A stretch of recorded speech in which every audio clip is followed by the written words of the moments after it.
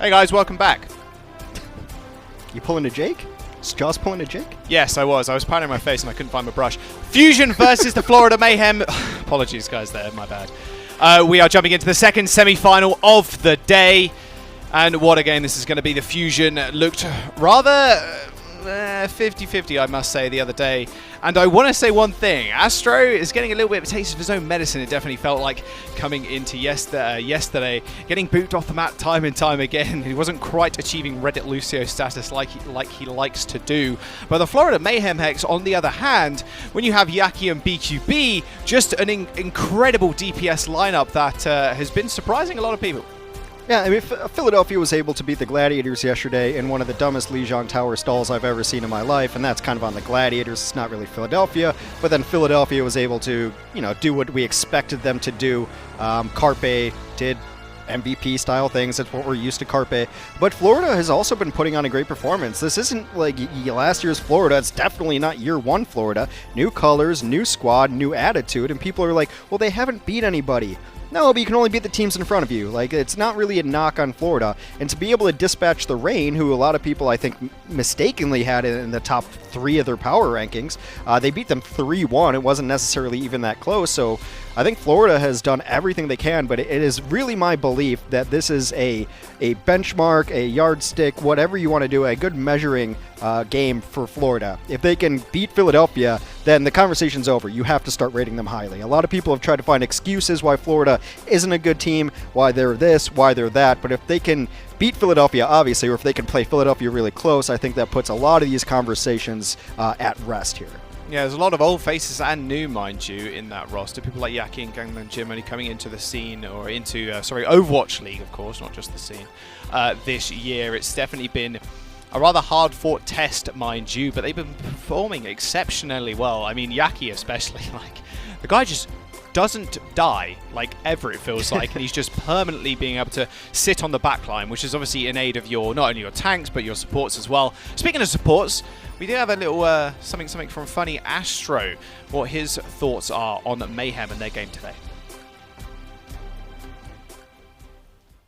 Did you guys have any time to watch the Mayhem's match today? Yeah, we watched the Mayhem's match earlier. I don't think they were that good, so it should be pretty easy for us tomorrow. All right, that's a lot of confidence. You don't think they held back anything at all? Do you think they gave it their all? I think they gave it everything. Of course, Atlanta's a good team, so I doubt they're hiding anything. Yeah, there's a little bit of spice there, not as much as he was putting on Twitter the other day. I will say that right now. Yeah. I do like Twitter beef. It is always kind of funny, and it is not to be taken seriously, guys. It is all light banter at the end of the day. A lot of these players are pretty good friends of each other, just to let you know, and to calm everybody's nerves who think it's real rivalry one-on-one and they are spitting hard truths at each other. It's just a little bit of friendly banter.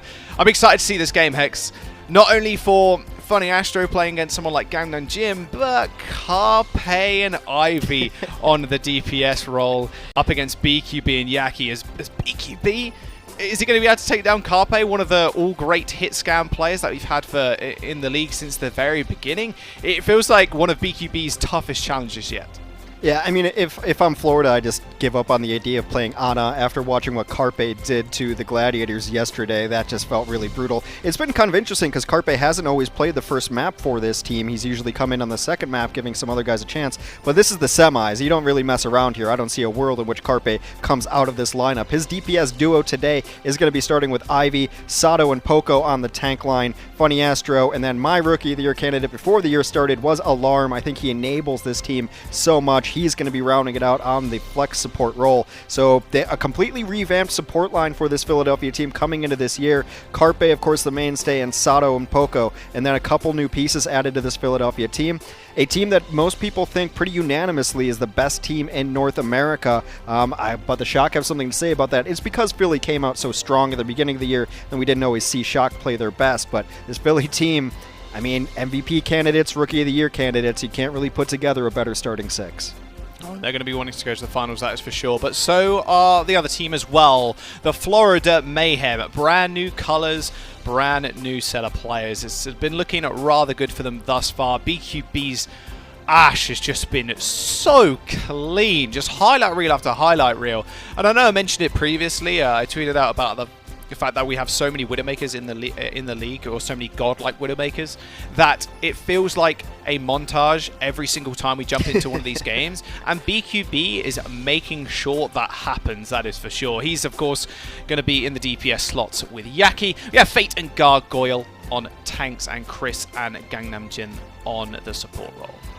Yeah, BQB got a little dap from Baby Bay yesterday, and of all the people in the Overwatch League I would want dap from, it'd be Baby Bay, one of the coolest guys I've ever met in my life. He can pull off diamond earrings, which is something I've always aspired to. But BQB, he's starting over Saya Player, and Saya Player was a Widow God with some of these crazy plays that he had in the last couple of seasons. In Season 1 especially, he was like one of the few bright spots of this Florida team. But BQB's long-range hit scan has improved so much that they don't want to take him out of the roster. Also gives you the flexibility of running a Sombra, often thought of as like this amazing Sombra player for the Florida team. But Yaki just won Hollywood on his own yesterday on Tracer. Just one of the craziest Tracer games I have ever seen. We got a treat if you're a big fan of the logo hero yesterday, like I am. We got some great Tracer games. And then you got to just kind of worry about Gangnam Jin. Like, can you even play Ana against Carpe? I think you might end up seeing Chris play a lot of the Brigida to try to slow down Carpe if he is on that Tracer in the back line. And then Gargoyle was a great spot for this team earlier this year when they weren't playing that well. And Fate, kind of a little bit of a redemption story. He's had up years, he's had down years, but he's playing very solid for this Florida team. I'm super excited for this matchup. Knowing Philly, knowing Florida, we might be in for 5, 6, 7, 8 out of 15 maps. 15 maps. You heard it. That's my prediction. Quote me on it. 15. Somehow we're going to draw control multiple times in a row. It's not possible, I don't think, unless there's a bug. Server resets and it just goes instantly into a draw. Probably not going to happen, funnily enough. Busan is going to be our first map of the series, though. Tracer map, so-so. I mean, you can... Downtown, not really. I mean, I can imagine we're going to see Widowmaker, like long-range hit scan, like Ash. There's no way, I don't think, we're not going to see Ash. Ash's reload speed increased. The buff that she received recently has just been so beneficial to Ash's kit. Because previously, and I can almost guarantee you, Hex, if you went back and played on Ash with the bad reload speed, the really slow one, you'd feel like you're reloading for eternity. And to be fair, it just felt like that anyway. The brand new reload speed just makes Ash feel so much more fluid and a whole lot more playable as well, because it's always also nice to see Bob on the field and a big dynamite as well, which generates Overwatch Charge pretty quick. Yeah, I think you can play Ash Tracer on at least 2 of these 3 stages, maybe not Mecha Base, but downtown you get an Ash and Tracer. I think we saw a little bit of that yesterday, but we are going to be opening up here on the stage of Mecha Base and Busan. You can run a Brawl-style composition here with like a Mei, Rein, Zarya, Mei, Rein, Sigma. Throw in a Reaper there if you want.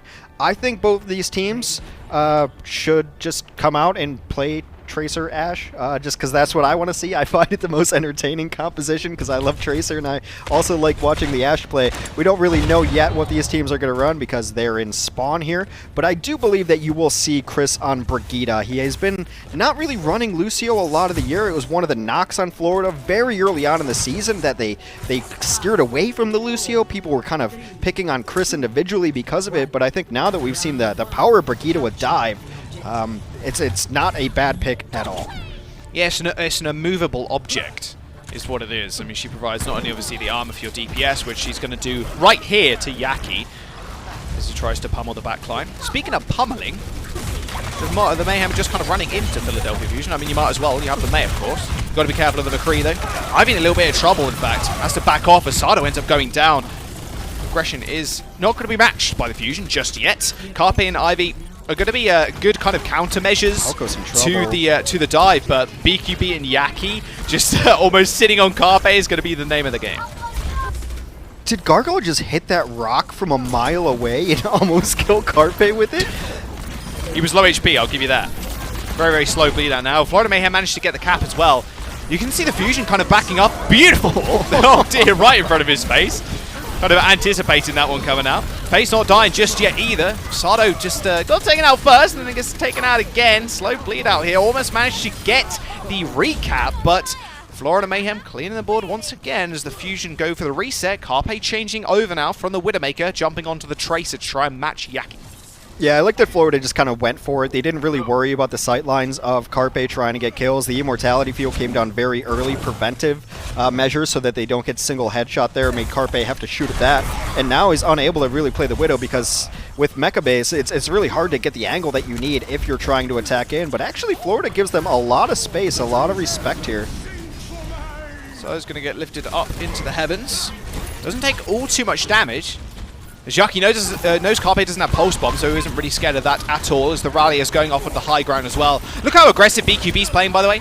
He can just punch Ivy. It doesn't really matter all too much. Of course, they were retreating, but regardless of that fact, he can play aggro because not only does Gangnam Jim have the Immortality Field, he also has armor just on tap. Just every single second armor pack is available is going on BQB to make sure he doesn't go down and he can output as much damage as possible. Yeah, even Yaki just getting it in the downtime in case there was going to be an errant Tracer. Carpe is going to try to get this flank. Couple support ults here from Philly to open it. An extra one from Philly there as well. You might as well use the ults when you got him. High Noon is going to come through. Doesn't find all too much. He actually just gets eaten on up. There were a couple of shields in front of his face as well, so I wasn't finding anything to be fair anyway. BQB goes down to the orb as now the Philadelphia Fusion moving on to the points. They're just going to clean sweep. And I mean, at the end of the day, to be fair, you have that many ults. If you end up losing that, yeah, you've got something to really go back to your coaches and say what happened and what actually went wrong here. The Mayhem have got 99% though, Hex, so only one more fight will do it. And Yaki potentially looking to pressure point here. Yeah, 2 ults, a Shatter, and a Blizzard. That's a fight that you should win almost 100% of the time, but this is how good Coalescence is. Alarm sitting at 70% after using Coalescence in the last fight. Now, Florida is working their way up to both a Pulse Bomb, Rally, and then also the Flux, which is going to be hugely important in my opinion. When it comes out, Self-Destruct as well. Fate ends up going down, landed behind his shield. This is a very quick reset for the Mayhem. They don't want to fight this, no way. Same with Fusion, to be fair. They don't really want to give up any ults in this situation too. Wait for Mayhem to group as 6, wait for them to push again, use Pulse, use Cole, and then hopefully win from there. Yeah, I mean, once Florida gets the Rally up, I think they're going to be much more comfortable. It's just hard to charge the Rally right now because they're not going to be able to get in. Another Cole. Yeah, another Cole and a wall as well. Mortality Field will save the Mayhem for the time being. Not quite Yaki though, unfortunately. Astro, maybe with the 1v1 there? I'm not entirely sure. Maybe he was just kind of firing through into the near spawn. But regardless, Yaki ends up going down. Yeah, that's tough because they were able to save Fate, who found himself on the wrong side of the wall. They cracked the pillar quickly enough that he was able to retreat and get out of there and get heals. And now this one's getting close as Philadelphia moves to 70. Almost the perfect pick there from Yaki. In fact, it was. It's not even almost. Ivy end up going down. Fusion lose so much control now, and Poker even loses mech. Look at BQB. He is frontlining. He's got all the armor that he needs, even has the High Noon as well to press it out. I mean, do it. Just do it in the corridor. You might as well. They're going to end up trying to cap the point. They still need to do so. Sado lets down the Shatter. Desperation time, but it was called for. Ivy ends up taking out Yaki, but still a man advantage for the Mayhem fighting in the small room. Alarm used the Cole, but just gets punched out. And now the Mayhem bundling onto the point to find the recap. OT is here. And the Fusion only have one ult to bear. They throw the Blizzard out, but Ivy is quickly taken care of, as well as Carpe, who jumps back onto the point. And that is going to be round number 1 to Mayhem as they take Mecha Base. Super close one there. I love that BQB is frontlining. He almost even stalls out the beat because he hears the sound cue. He tries to flashbang around the corner and almost get it. They were able to deny the Rhine ultimate as well when they lifted him up and just fighting in the close quarters. BQB playing ultimate aggro, and I think that's something Florida has missed. Not maybe this year, but the year prior, just playing a little bit scared. And I agree with Super in his interview. Like, don't give teams respect until they earn it. Go in there thinking you're the best team. And this Florida team has ridden off the backs of their damage dealers, and I don't know what is so funny about punching a Coalescence Moira, but I think everyone agrees with me. That is just funny. That's just good stuff. It's good stuff. It's comedy. It's humor. That's what yeah, well, because everyone's been on the wrong side of Coalescence. Also, they almost had her dead, and she's able to Coalescence out of it, and that would have felt really bad. I'm very guilty of doing that, though. When I'm low, I pop the Cole because I know I'm going to regen my health, but it doesn't regen instantly. It doesn't heal that well. Yeah. So I'm like, whoa, I died with Cole up. Whoop, my bad, boys. Okay, Florida now running the Tracer and 76. I believe they ran this yesterday too. It's about as old school of a comp as you get, and they're going to be completely outranged. Philadelphia running Ashe and Widow. Nice shot. Double long range hit scan, yeah, for the fusion. Good start and the kill onto Gangnam Din. Ivy! Someone heal Ivy! He's 3 HP! Someone heal him! Okay, and now Yaki is going to punch a hole in Sado's head. And we use the Immortality field to keep him alive. Ivy's going to take a little time to come back. BQB eventually ends up going down. Same with Yaki. Alarm winning the 1v1. And they should be able to get the cap. Point has unlocked. There you go. Finally, Funny Astro jumping on it. You think BQB has to switch here? Yep. It was either going to be Ashe or Widow. You can't run Soldier 76 against Ashe and Widow. Running it against one of them is still like a, I don't really know if that's the right call, but just going to get outranged by both of them. Now, Yaki can get a lot done on the Tracer on both of these heroes. You kind of want to go for the Widow first. Ashe has a little more self-defense, but that Widow happens to be Carpe, so you always have to be worried about the 180 headshot. Yeah. Maybe just the grapple. You got to track the grapple cooldown as well. Oh, what a hook. Beautiful little stick as well on the back. Funny Astro can't get the Immortality field down. Oh, that's so unfortunate. And that'll be now Yaki cleaning up the rest. That is the perfect start. Yaki has just been an absolute machine on this Tracer over the last couple of weeks. I mean, how do you even deal with this? Like, Alarm is not going to win these duels that often. It's always going to be in favor of the Tracer anyway, just because of her mobility and the ability to recall. Yeah. So punishing if you don't just instantly take out Yaki, because he's building pulse bombs so quickly as well. I'm just thinking where I'm spending my tokens after today is done. I am getting this Tracer skin. Yeah. It's a good-looking skin anyway, but Yaki's deserved it. Widow v Widow, though. Carpe has sights. Yaki's in the back. Doesn't manage to one-clip Alarm. Went under his shield health. Doesn't manage to get the recall off. Now they know exactly where Yaki is. This Infocytes is definitely worth just using it for that, to be fair. Poco going fairly low, back around the corner. Immortality there, field to save him, but Chris is managing to take down Funny Astro of all people. Bob's in the back line. BQB rips the head off of Ivy, and Yaki finishing off Tracer as well. Not only can he play offense, he can play the defensive Tracer as well. Is finding a route into the back line as well. Got to be careful though, still Carpe, you got to be scared at least a little bit. No, diving around as the Alarm takes his head clean off, killing both DPS, but Floridus, they still managed to find the flip. I got discorded there, and like, you know, you can probably 1v1 either of them. Yaki is feeling confident enough right now that he finds himself in a 2v1. I don't think he saw the Zen. Like, the moment he got discorded, he probably would have tried to get out of there, but didn't see Alarm. Still in control is the Florida Mayhem. They are already up one stage on Busan, trying to start this upset against Philadelphia. And I mean, Carpe has not really dominated the way we would expect. BQB is at least putting him in check. Oh my word. Seeing good Widow play and Tracer play is just something else. It hits real different, I'll tell you that right now. Yeah. It's my favorite Overwatch. It's my favorite Overwatch to watch, watching people shoot each other. Yeah. Yep. I know there was some people reminiscing about goats. I guarantee you I'm not in that camp. I want to see people shoot each other. You shoot each other in goats? You see my Zen play? Okay. My Zen is pretty clean, I will tell you that right now. You know what's even more clean? Mayhem's play right now. Immortality field is available for both Chris and Funny Astro. Not enough time to say BQB though. Carpe now on the flank. Fates. Bongo's going to run out fairly soon. Yaki in the 1v1. Carpe, can he get his head? Yes, he can! The Discord Orb plus Yaki and Ganojim as well. Carpe is on an absolute tear. Wants to make sure Fusion is staying in this map. And now just taking pop shots to the back line. The Mayhem are cleared on up as Philadelphia Fusion managed to find the reclap. I was just strategic by me. I knew the moment I said Carpe wasn't really dominating, he'd pull something like that out. They needed it. They were down to their very last kind of fight, and Carpe able to... I mean, it's 20 HP between maybe Florida picking up that point and then Philadelphia. Carpe doesn't hit that shot on Yaki. Yaki kills Carpe, and then the rest of the team probably rolls that over.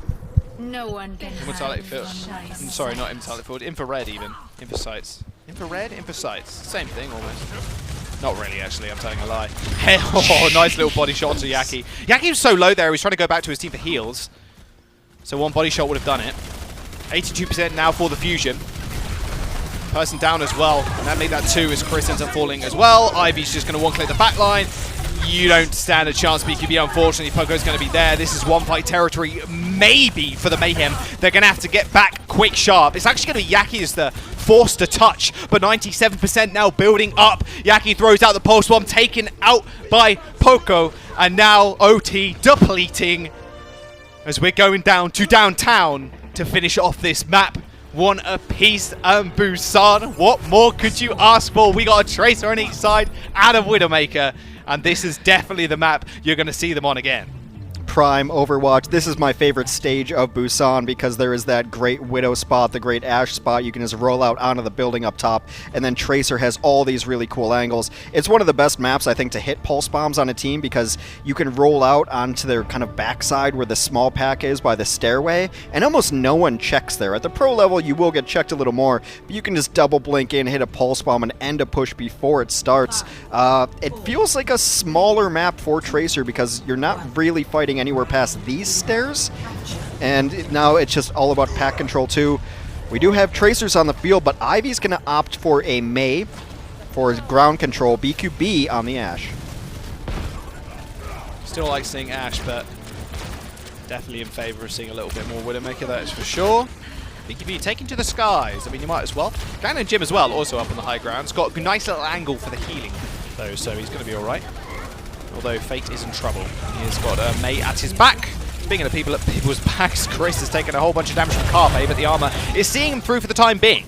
A D-Mech and Poco ends up going down, as the point is capped, in fact, by Fusion. So Mayhem are going to lose a couple of percentage points here, but it's not going to mean all too much in the long run, as Alarm ends up falling, and then Mayhem, there you go, with the flip.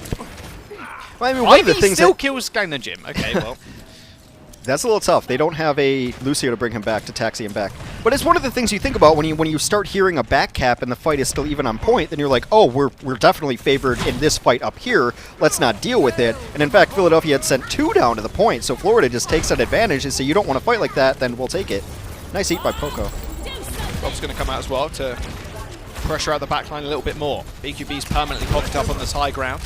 Even that window coming out from Gangnam Jim, although BQB can't really make too much use of it. He does jump down to the ground, Sado with a shadow on the side. And he manages to find one on his back, but nice Chris stun. Healing everybody up at the Immortality field as well is just keeping everybody alive. Well, Sado's going pretty low, but at least Ivy manages to pick up a kill onto Yaki. A lot of control now missing for the Fusion, as Ivy does end up falling. Carpe as well, both DPS dead, as the Mayhem still control the point. Finally, Poco just trying to push Gangnam Jim off the high ground, but unsuccessful in his endeavors. Rally came out as well from Chris at the end to secure. You're not going to have that armor for the next fight, but that next fight is going to be a long time away, as Poco does get staggered out kind of viciously. Yeah, looking, when the better option is to jump into a train, you know that something has gone terribly, terribly wrong. Philadelphia, very reminiscent of Mecha Base now, has built up some ultimates that they can definitely use to take back this point. Very likely open with Coalescence, use Barrier if you have to, and then they have Blizzard too, so as long as they can get a position to fight a clumped up group, they're going to be in a good spot.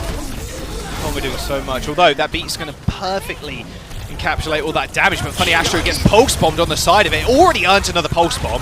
Yaki's just doing so much damage to the back. No one can kill him at all. Alarm is so low now, and Gannon Jim sitting on the high ground once again with the window is going to take him out. A nice shatter onto Yaki, finally killing the carry, or not quite yet. Sado gets stunned mid-charge, so he can't even do anything. Mayhem are going to destroy the Fusion in what seemed like such an even fight. Ivy's now on his Doomfist, and Sado coming back to the point on the ball. But little to nothing could be done to stop the Mayhem in the last final few moments, as they take that map 99% to 8. And Busan will be theirs. First map win in the series. Oh, it feels good to be a Mayhem fan. Yaki is just nuts. And I've actually spoken to some of the Mayhem fans, and they're like, this season is just all the sweeter because the first 2 seasons were so difficult. Look, they had the second worst season in Season 1 that people kind of overlook how bad Florida was in Season 1 because Shanghai was 0-40.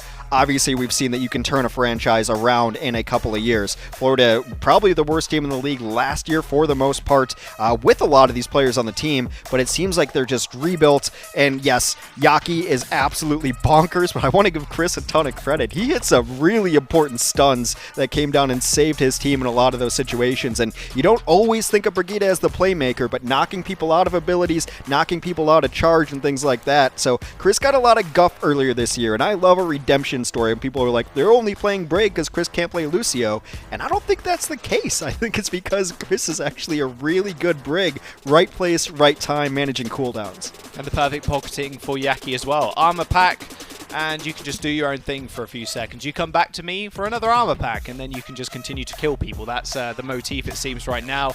Yaki and BQB showing up something nice. And Carpe, he's still mashing, but it's just the unrelenting aggression and the pressure that Yaki is causing to the backline, just putting so much strain on the resources, and the healing is just a little bit too much for then Carpe to get that little bit of extra pocket that he needs to really pop off. 1-0 up in this series are Florida. We're going to jump to a quick break, guys. Do not go anywhere. Map number 2 on your screen soon. Coca-Cola is the official refreshment of the Overwatch League.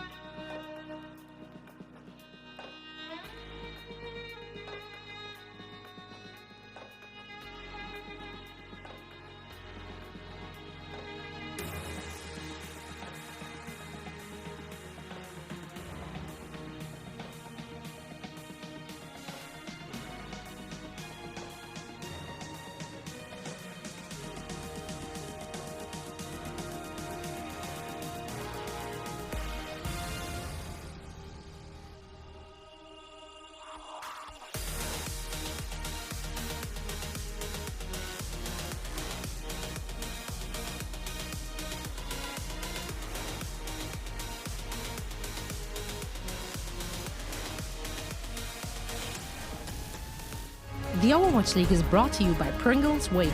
Big crunch, big flavor.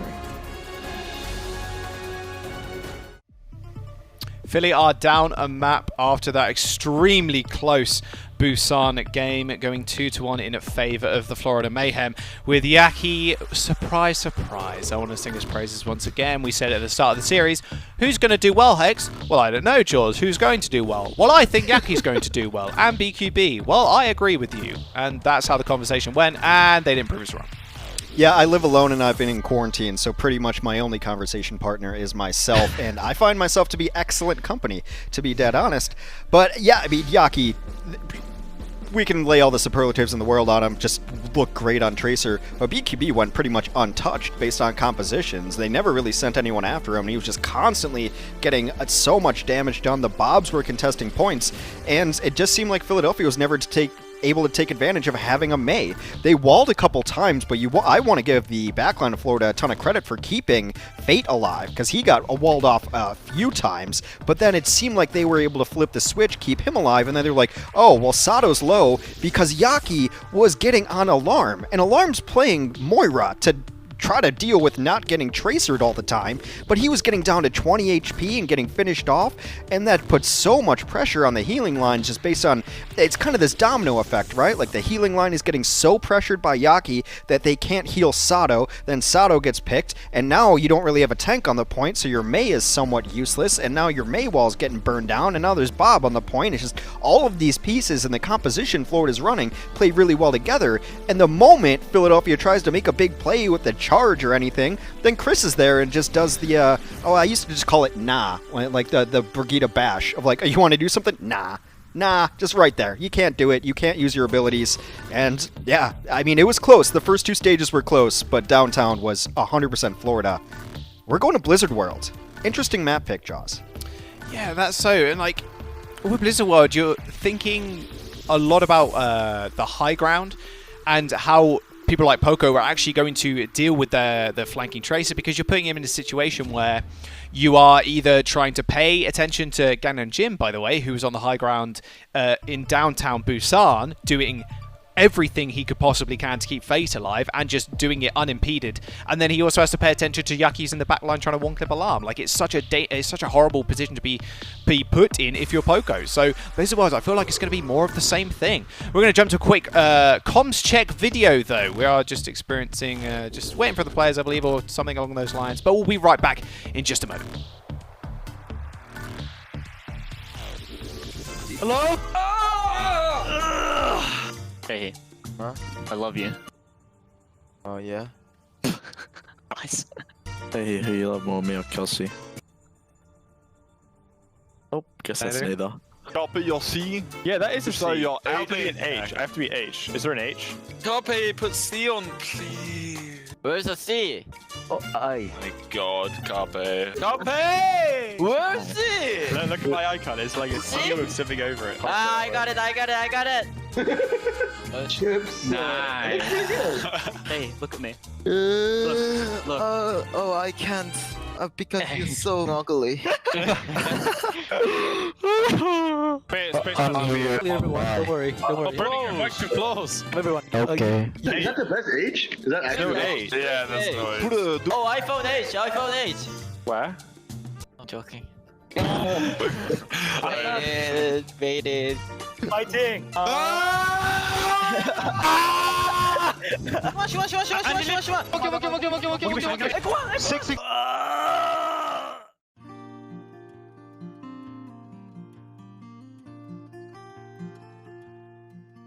This is all simulation. This is just testing your limit, you know? That's so true, actually. Yeah. Testing. Everyone just trying to test your limit.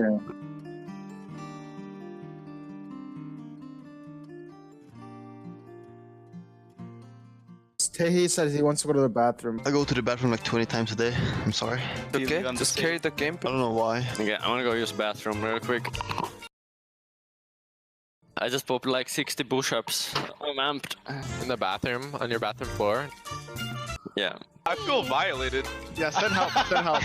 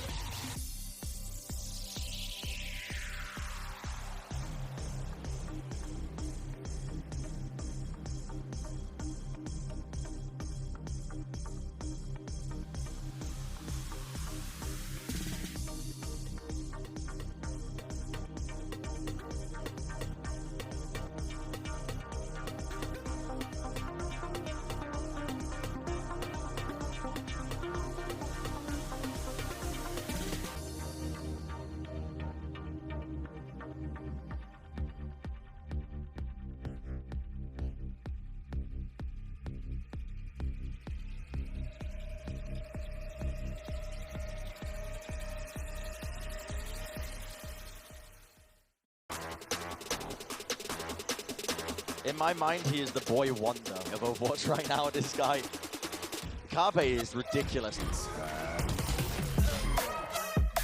Carpe, again, so many finishing blows for this guy right now. Carpe, what are you doing? This is unbelievable! Oh, Carpe! Wow, you got too close to Carpe, and that's what happens. It's Philadelphia Fusion's map pick now. They are going on to Blizzard World. They've decided, and Florida Mayhem. Would you look at this, Hex? Almost a complete turnaround of a team, to be honest. A redemption arc, really one for the ages, alongside the Shanghai Dragons, taking down Philadelphia Fusion, at least for the time being, of course. We've got a few substitutions as well coming in for Fusion. Decided, you know what? Clean slate. Let's go again for map number 2. Let's make some changes on the fly and see if the Florida Mayhem can rise to it. Well, this was the map they lost yesterday, which was kind of an interesting pick to me because they had lost it against the Gladiators, but that was an ultra-close map. Both the Gladiators and the Philadelphia Fusion were able to finish the map. They got a minute left on their next offense. Philadelphia failed to capture any percentage, and the Gladiators did. So obviously Philadelphia feels very comfortable going into Blizzard World, even though they had lost it yesterday because this is their map choice. They are going to make several substitutions, which is going to be exactly what they ran yesterday on Blizzard World. Fury is going to come in also. EQO is going to come in, which makes me believe that they're going to run an Echo. EQO, Echo. Can get confusing, I know. And then also dive tanks, where Fury's going to run the D.Va and Sato is going to run the Winston. So that's kind of what they played yesterday. They also had moved Funny Astro over to the Brigida to stop the backline and also to enable the Echo, which might slow down Yaki a little bit. We'll see what Florida wants to run on this map, but map 2, I mean, if Florida can pull this one off to go into halftime, like, go up 2-0 against Philadelphia, it'd be quite the upset. But, you know, Philadelphia is only the 3 seed in this tournament. Florida Mayhem the 2 seed in this tournament. But I think it would be considered an upset by most people if Florida is able to take down Philadelphia in this melee. I mean, you've got a lot of talent on the bench. Why not use it, right? I mean, that's... Yeah, no, definitely. And especially prioritizing them on certain maps, I think, has always been fairly interesting when you have a rather deep bench. If you have certain players practicing certain maps or certain ways to play, you know exactly how you want to play on this map. So we play full dive, so we have Fury come in on the D.Va, and then EQA obviously on the Echo to facilitate the dive as well. Makes a whole bunch of sense. And I do like that about teams with deep rosters, because you're able to see a lot of these players and different play styles come out from teams, whereas I would say smaller rosters, you know, 6, 7, 8, whatever, you see a little bit more one style. Not saying one-dimensional, but one style that they're really good at, which they warp around a certain map or a game type. Yeah. The counter-argument would be just straight-up cohesion and comms of just keeping your main 6 in all game and not having to run specialists. But, you know, each team has their own style. That's what I like about it. I like the style that Mayhem are running right now, that is for sure. And Jim, unfortunately, Immortality Field was taken down by Carpe, so EQO was able to finish him off with the Focus Beam. As the Fusion now are going to be able to get onto the point rather swiftly. And Jim has got a long walk back, and a longer walk back from Chris as well. EQO, you can see why they subbed him in. Echo, very, very strong at the moment, and EQO is definitely a player that has mastered it for the time being. Well, I mean, this is a nice adjustment from Philadelphia, having reviewed the tape of them playing against the Gladiators yesterday. It took them a long time to take over points and deny respawners, and there were so many times that Philadelphia was close to taking over points or close to getting capture points, and they just didn't go for the final blow, the coup de grace. And this time, they get in, they go after it right away, they don't allow respawners to come back in and just completely roll over Florida. BQB has his work cut out with him dealing with EQO. I mean, that's his job. You can't let the Echo do whatever they want, and EQO did whatever he wanted in that last fight. But now comes a little bit of a difficult task for EQO, I will say, as these sight lines are rather open. Carpe is going to have not too much of an issue, really. I mean, he can just dash into cover. Sato is on the back almost going to knock him off, right? Yep, that's what I'm thinking. There it is. Goodbye, Fate. He does turn golden, however, didn't really expect the Primal to come out instantly, so now it's in no man's land. Enemy territory, you could say. Carpe takes him out and earned himself a pulse bomb to boot as well. Main tank falling for the Florida Mayhem. It's kind of bad news, and you can see how far they have to play back now. That was a stick, by the way. It didn't manage to connect, but it was onto Chris's shield, so he saved himself from that one. Now, Florida's got a chance to come back into this because they haven't lost anybody during these fights, during these engagements. They've given up a little bit of progress, but that's because they're working their way up to ultimates. When Fate gets back here, I imagine Gargoyle's going to try to work with them, get a flux going on this point. Both teams pop rally the moment they have them. Yeah, I seem to have lost speed here for a brief moment, Hex, if you'd have to... And It's all good. Back. I'm good. We're good. You missed absolutely nothing. You missed both rallies coming off and nothing. No one fighting. Okay, good. Because you don't want to fight into a rally. It doesn't even matter if you have your own rally. No one wants to fight into a rally. No, not at all. Extra Armor is very annoying to deal with if you're a Tracer. EQO has the ult, though. That's what I'd be scared of right now.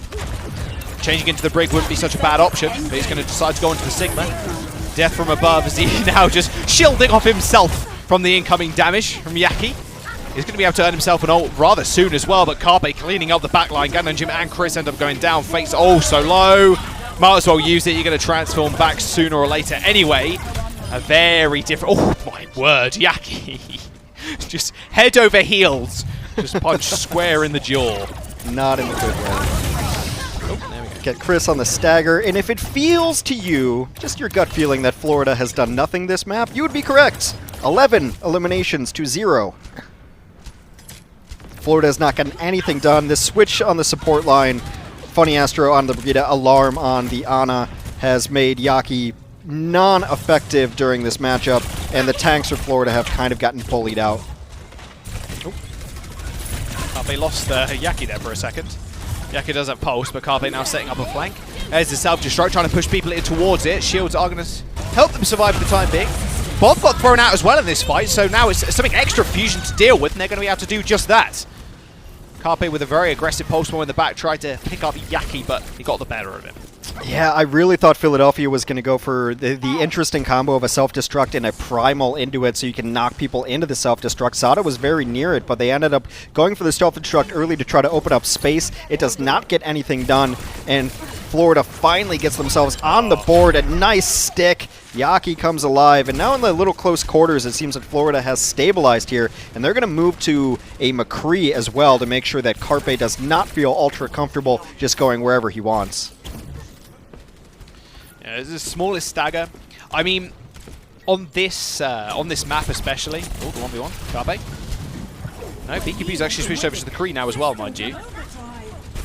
Echo is going to get nano boosted. He's going to earn the ult rather quickly if he can just get the damage down. There's too much shields in his way currently. Can't do all too much. Not anymore though. It's Sada jumps to the back line, buffering everybody around. He kills Chris off as well. A flux up into the sky. EQO not going down just yet. Still somehow surviving. Gargoyle nails him with a rock, but the rest of his team are going to fall all around him. Fate falling too. Fusion eventually get the payload moving once again. Now the last stand for the Mayhem. They have nothing to work with here either. They don't have any tank ultimates. The rally is going to come out, though. That is their saving grace. Should be able to stabilize with just a rally, but Sato, the nice Primal Rage, should deny any value from that last Amp Matrix. Carpe, look at you know he wants it. Oh, recall. Oh, we've got to be careful. Flashbang used from BQB there, so now it might be go time, but stun will be back up for Chris. Pulse bomb onto the wall, doesn't really connect for all too much damage as Chris unleashes the rally as soon as he sees it. Fury and Sado end up going down, another clean-up for Mayhem. Still a fair bit of time in the Fusion's bank, however, and a couple of ults to boot as well, but if I were Mayhem right now, I'd be pretty happy with that fight. Chris only used that rally, and they're going to build up to another... Flux and the window as well for the next fight too, so they're looking at almost 5 ult secs. Well, Philadelphia can actually start cycling ultimates though too. I mean, it's going to be interesting. Generally, you would be giving Sato this nano boost, but I kind of want to see a nano Brig here if they can just get in on it, because then they'll have a rally and it could close out the fight for them. Nano Brig is impossible to kill. Oh yeah. Speaking of impossible to kill, Sato's been naded and he's nanoed. Tesla coiling everybody in the front line. Bongo did end up getting destroyed. Self-destruct in the back. Gargoyle ends up for... Yeah! Where did Yaki come from? What? Where was that? I didn't even see. It's like he just fell off the top bunk. Slowly descended from the heavens to his death, unfortunately. Now Fate on the payload, trying to stall. 1 meter now remains for the Fusion to end this push. 1 minute and 3 seconds. That's could bite Florida in the butt a little bit later on. Anything above a minute is extremely good. Because now if Mayhem do finish in OT, they're staring down the barrel of Fusion with a free attack. Yeah, you're playing for a draw at that point in time. I would love to see where that sleep came from, though. That was pretty funny. But Florida, it looks really, really bad after first point. They were able to stabilize a little bit. Sato was getting a ton of value from those Primal Rages. You think of the first one to knock them off of the high ground and is able to completely isolate Fate. I mean, Fate is just in the unenviable position of, like, having to accept his namesake. You know, you get knocked into the other team as Orisa. There's nothing you can do about it. The rest of your team just has to watch you die and go to the glue factory, because if they try to go save you, they're very likely dead. But I think the switch onto the McCree helped them a lot as well. You saw Carpe. I mean, he's confident, but when he was trying to find angles, he's looking at a Brigida and a McCree. I don't care how confident you are, you're not blinking into that to try to get anything done. So some nice switches from Florida late. It looked like it was going to be a complete stomp here. We'll see if their offense can match the Philadelphia offense, but Sato had a pretty nice performance there. His second Primal Rage was after Florida dropped a pretty well-positioned amplification matrix. He just jumped behind it and knocked everyone out of it and said, well, you just can't use it now. That's a pretty looking window you got there. It's a modern art piece because it's absolutely useless. Exactly. Well, yeah. Yep. Agreed, Hex. Oh, the TP forward. I haven't been to an art museum in a long time, I'll tell you that right now. I wasn't knocking art, you know, I was just saying the window itself was useless. Yes, you were. No, in fact, I think you were knocking art, Hex. I think you hate art people. Yes. I hate art, and I'm not a big fan of music. No. I'm one of those people who doesn't like music. Oh, dear. Well, big so rotation. Much hate coming from big all rotation you coming out of Florida. They're not taking high ground, they're just rotating all the way around. And let's just switch sides here. We are the defenders now. And it's not bad, especially if you want to play this more bunker style. They if take you're the high ground. Florida. Yeah, double shield on the high ground. A couple of people to contest. In fact, all of the people to contest, as they all jump down at the same time. Funny Astro having to deal with maybe three people now. Does manage to get the stun on BQB, as well as Fury just being in his face, eating up most of those shots, but he actually gets body blocked, so he couldn't escape. Nice little bit of tech there from Fate, just standing behind him, make sure he couldn't go anywhere, especially even with his thrusters. Sato's on the side, gets flashbang, instantly burned down though. Redemption though for EQOs. He does manage to find BQB, but still there's a lot of people on the point for Mayhem. Rather long walk back for the Fusion also. Fate taking the fight into his own hands. He finds the 1v1 with Astro. EQO's going to have to pay attention to him just a little bit. Astro attempted to get the boop off the edge, but it was rather unsuccessful. But Carpe coming back on the Tracer, manages to find two. Chris and Gargoyle end up falling to him. And EQO as well, finding another couple of kills. This is a really good fight for the Fusion. But double kill, what? Double kill for Yaki on EQO and Sato. This just balances are just aligned here as the DPS from both sides, they're both their Tracers in fact, managing to almost secure the fight by themselves. One of the problems is though, it is a long walk for the offense here to get back in a good fighting position, so we should probably have a 6v6 here. Philadelphia going to have to wait just a second before they're in fighting form, but they're going to have 6 here as both Sato and Carpe are joining the fight. We're back to normal. Well, there's the window, and BQP can now just fire down the range. Nice bubble on the side, though, forcing him all the way back. Window almost useless in this aspect. Oh, dear. I was scared for Sato's life there, and I think he was as well. EQL does manage to change it into the Sigma, but doesn't get too much done apart from put the pressure down. But potentially that's just what's needed. Rallying up now is Astro, but Fury does end up going down, not receiving any of that armor, as well as the Flux. Balancing out the fight for the Mayhem, tipping the scales in their favor this time around. That was a good assault for the Fusion onto the backline of Mayhem. As that window was placed, and I saw EQO and Fury jump on in, but it was Fury staying just a little bit too long and getting taken out.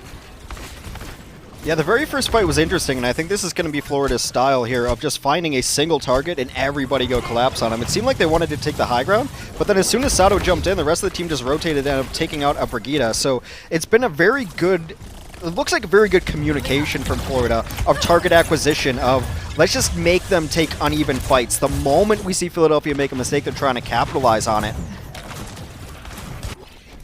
Oh, Yaki. He's trying to spot a Carpe. Yeah, there you go. You can see him now. Self-destruct launched high in the sky. If that killed anybody, I'd be very surprised. It was rather ambitious, if I do say so. from Fury. There's too many people around. There's no way you're going to get anybody. EQO in a little bit of trouble. Transforms into the back in a room anyway. to keep himself alive. So it's a little bit of a misclick. I mean, you have got Immortality Field, of course, and you're going to be able to keep yourself up. And Window as well soon. It's whether he can actually get any value from it. Window is now available. Now he can just take pop shots to the bottom here. But the problem is Gargoyle just shielded it all off. So not too much came about it.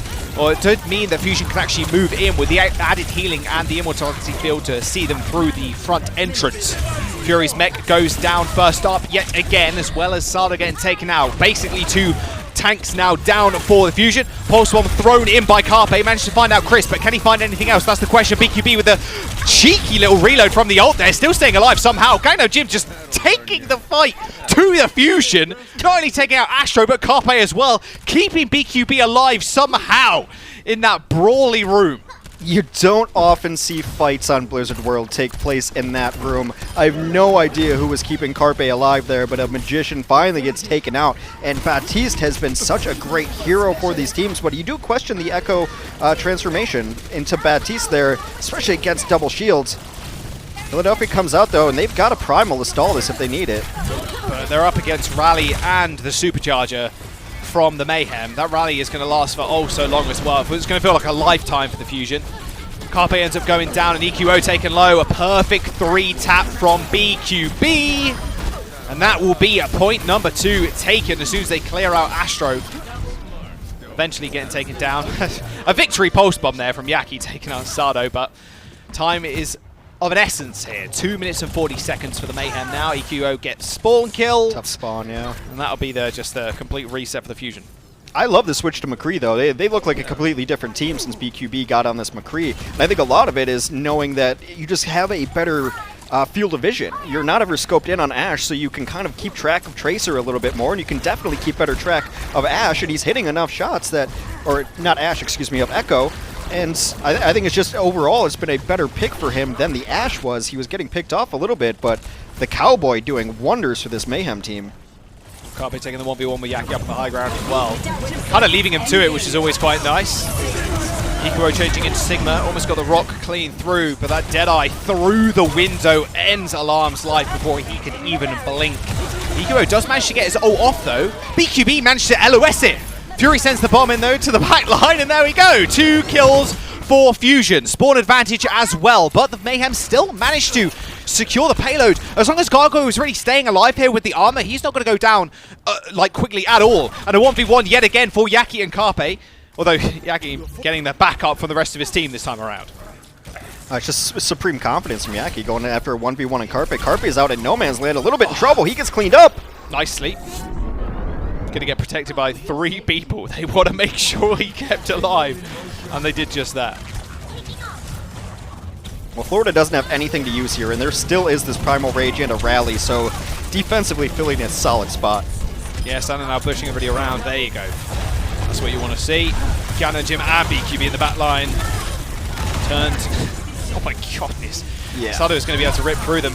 They need to finish this payload very quickly. They need to get this payload to 3rd point. It's so close. They need to win this fight and finish with a little bit of time here. Otherwise, it is going to be a free attack with the Fusion. That 3 seconds really coming back to bite them, Hex. Yeah, you got to finish not in overtime here, and Florida doesn't have a ton to work with yet. But Bacon gets Supercharger, Gargoyle hit shots, and you're fine. Carpe has gone over to the Ashe just to try to get more damage on the entry. Apparently, that's the doorway of slumber. A second sleep happens right there. This might be it. That sleep actually might have just done it. Alarm may have just saved them from that card game cap. The cap's moving backwards as well. This is going to be it. The Soul is also, you've got to keep in mind, this will be Fusion getting a free attack unless they just finish them right here, right now.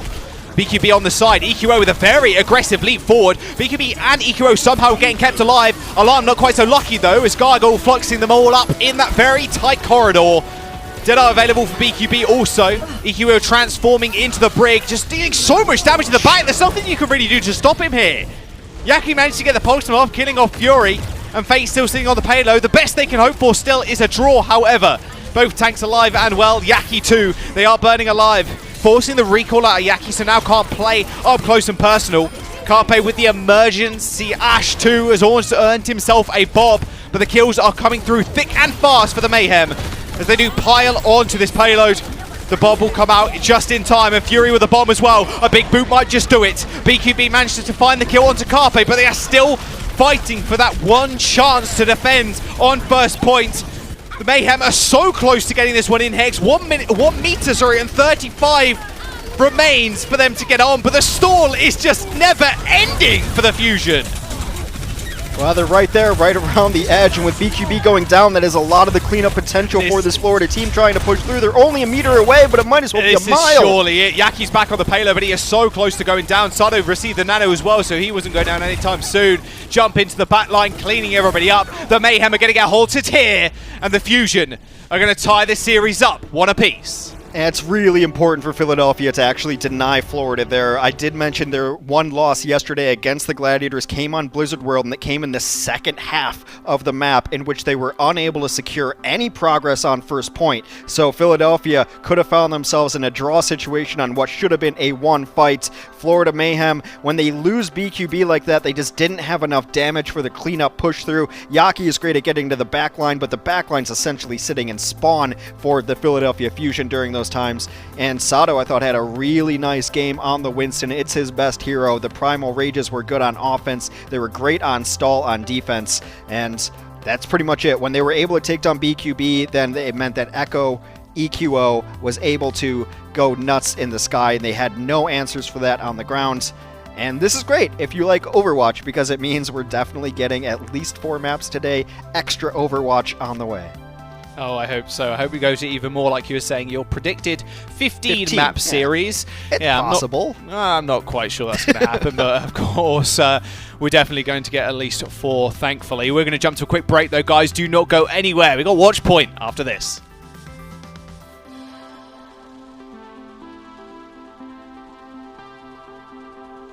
The Overwatch League is brought to you by T-Mobile. Rank up with America's largest 5G network. Switch to T-Mobile today. And by State Farm. For auto, home, or renters insurance. Like a good neighbor, State Farm is there.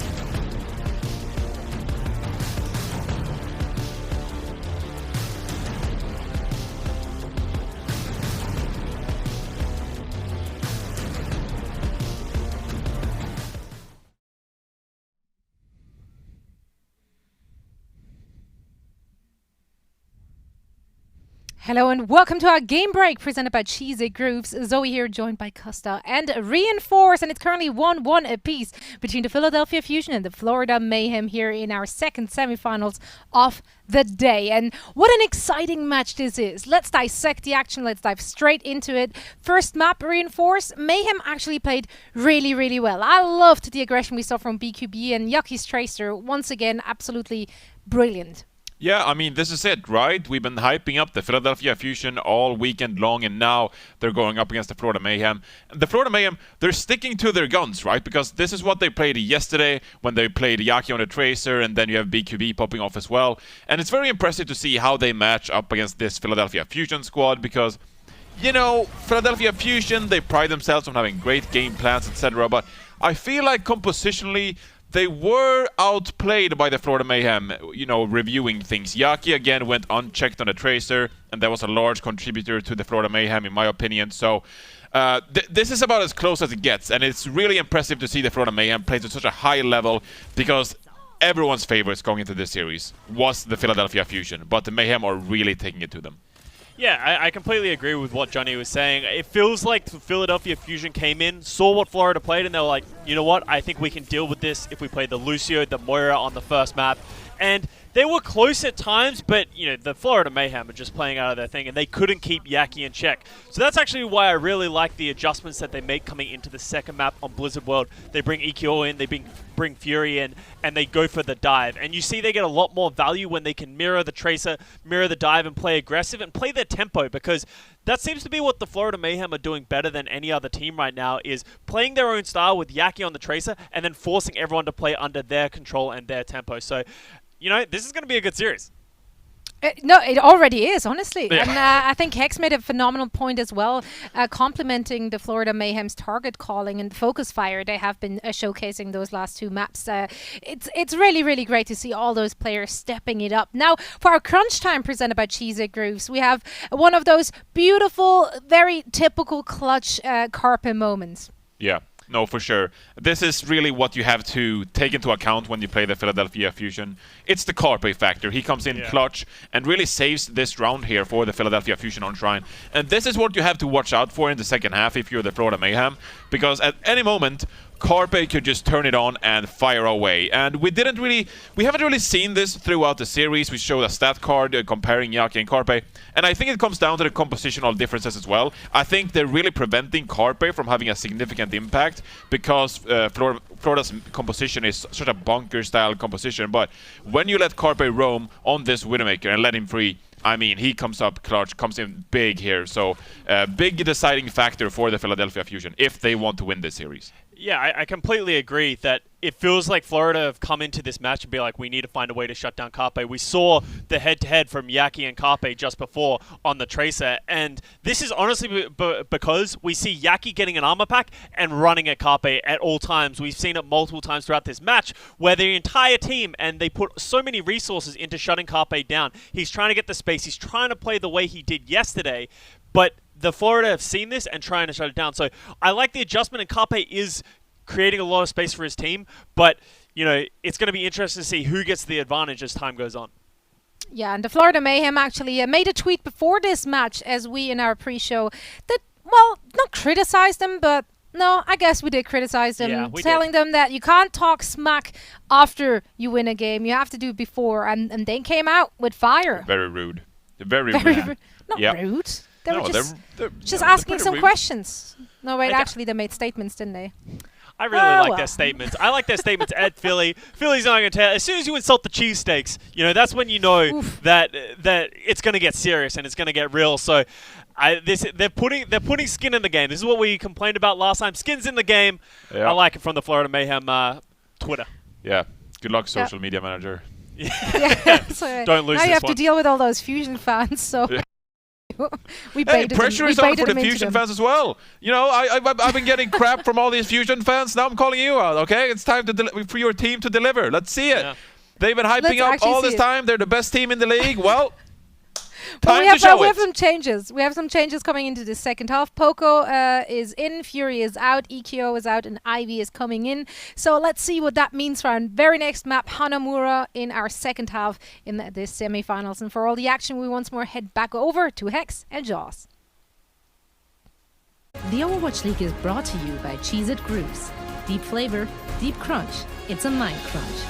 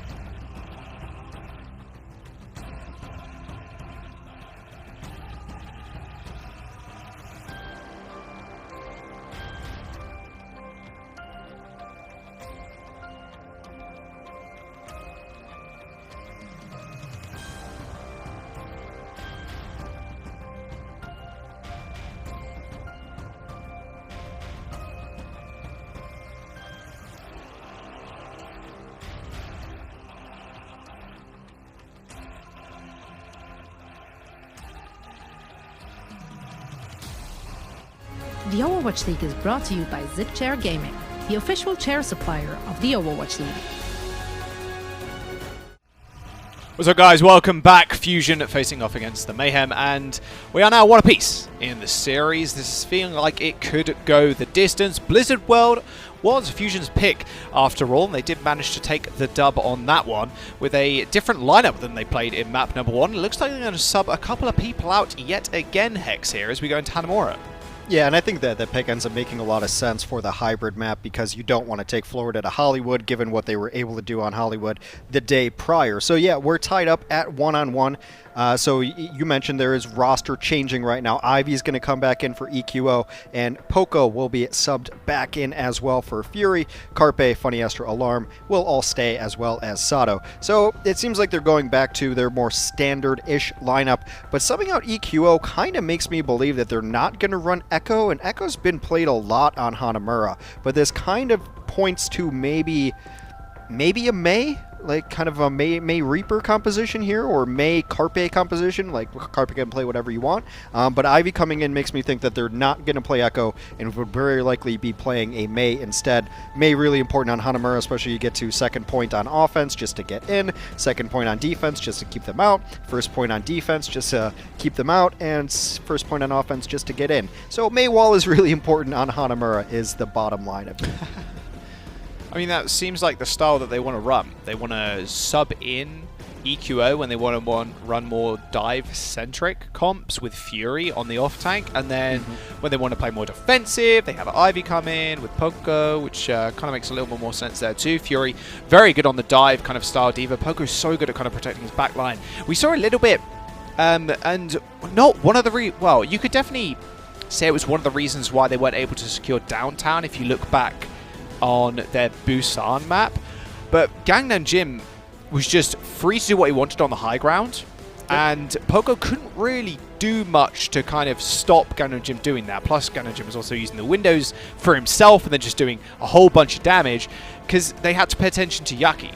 And I mentioned before that Poco was looking in two different directions. He needs to protect his backline from getting one clipped, but then he also, you need to put pressure on that Baptiste who's healing for free and using his cooldowns really selfishly because he's not getting focused or pressured out on.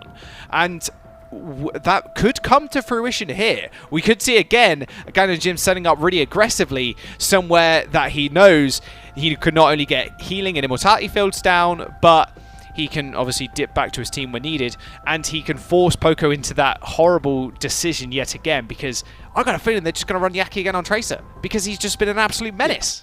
Well, I mean, today's been a masterclass in Baptiste play. Hit up that replay viewer as soon as possible if you're trying to get better on Bap today, because we've already had some amazing performances, and we're only, well, halfway through the day, I suppose. I also think that there was a lot of struggle to get to Gangnam Jim because they were running the Ashe, was Florida, so he's running up, and you're just kind of nailing the D.Va in the head, and even when she lands, and maybe she's out of Matrix, you put her on fire, you've got Coach Gun, there's a lot of things you can do that makes Ashe a difficult dive target once you run out of the Matrix, except, trying to get up there for the dive, and once you're out of Matrix, you just kind of get pushed away, and then trying to dive two people is really difficult, but you're right, Florida really controlled the high ground on that map in particular, and Philadelphia right now on the defense, it's such a great Ashe map. This is my favorite map in the entire game to play Ashe on. Just a lot of access to free high ground, and no one can really touch you without jumping twice, which is awesome if you're playing Ashe. And then Ivy on the defensive May as predicted here. Sato is lined up in a very interesting spot. Maybe just trying to scout and then charge away. Yeah, fire strike, charge away. He can kind of really bounce punishable off the truck, so he's going to be fine, yeah. Not punishable. Nice little play. Yeah, different area. Normally you'd hold out on the right-hand side if you were in his position, but they weren't really expecting it. Didn't get ult charge, though, because I believe that was just eaten up with a gargoyle, so it's going to be okay. They're playing a little bit more defensively here, even though they do have the main. Attempting to bait them in, it seems. Or not. Okay, there's the May. Okay, the wall's going to come out, but they can actually go around it on the side. And Immortality Field is going to save them from getting almost instantly killed. Speaking about instantly killed, Yaki almost one-clipped Carpe in the backline, and now BQB and the rest of the team are going to be able to isolate Poco. At least Carpe manages to click BQB's head before he could do even more damage, but still being on the point is going to be a pretty big situation that Fusion has to deal with now. And Carpe's also given the runaround by Yaki, who's refusing to die. The superior mobility, and it's done a really good job of actually dodging all of that dynamite as well, which can really put a damper on Tracer's life. Poco on the respawn. Yaki playing the Metal Gear Solid version of Tracer right now. He was so low. Winners coming out from Gannon Jim. Like I said before, he can play a rather aggressive high ground. Nano boost on Sato. Oh no, that's one now tool down for the Fusion. Didn't get anything done with it. Maybe hit a fire strike, but that's about it. Slip onto Gargoyle. Can they do much about it? They're sending people towards Yaki and BQB. You can see that pulse bomb being thrown out. Carpe almost got one clipped. Oh, the 180 headshot onto Yaki will send him to the Shadow Realm. And now Mayhem 1 DPS down, but they even it up quite quickly as BQB just taking 3 pot shots at the backline. Nice sleep, though, and he should fall now as the D.Va is just straight on top of him. Alarm has hit 3 sleeps already so far. He got Fate really early on, which slowed down the very initial push. I think he got Gargoyle second. You see that sleep there. Hey, why not? Another one. The charge Alarm, a.k.a. nap time, just hitting everything right now. And they got a lot of ults to spare as well. Alarm using the nano boost fairly early on side. Didn't get much done with it last time around, but he's built himself up another one rather quickly, only 5% away. And even Bob, Blizzard, they've got every tool they have to stop this push. I mean, only a $130 left. What are you doing? And Yaki slept again. Oh, he got up. Oh, thank goodness. Flashbang onto Ivy. Shield there just in time. Wall up behind BQB, and now he's dead. Sado doesn't even need to shatter at this point, Hex, and they have 1 minute to go. We haven't even seen all these sleeps. Alarm has hit 6 sleeps on this defense. 6. Poking out, getting nanoed to fend off the brick tracer backline. He'll be a post bomb though as soon as he comes out of that nano. Damage resistance no longer there. Funny Astro claiming a life as well, killing off Gargoyle.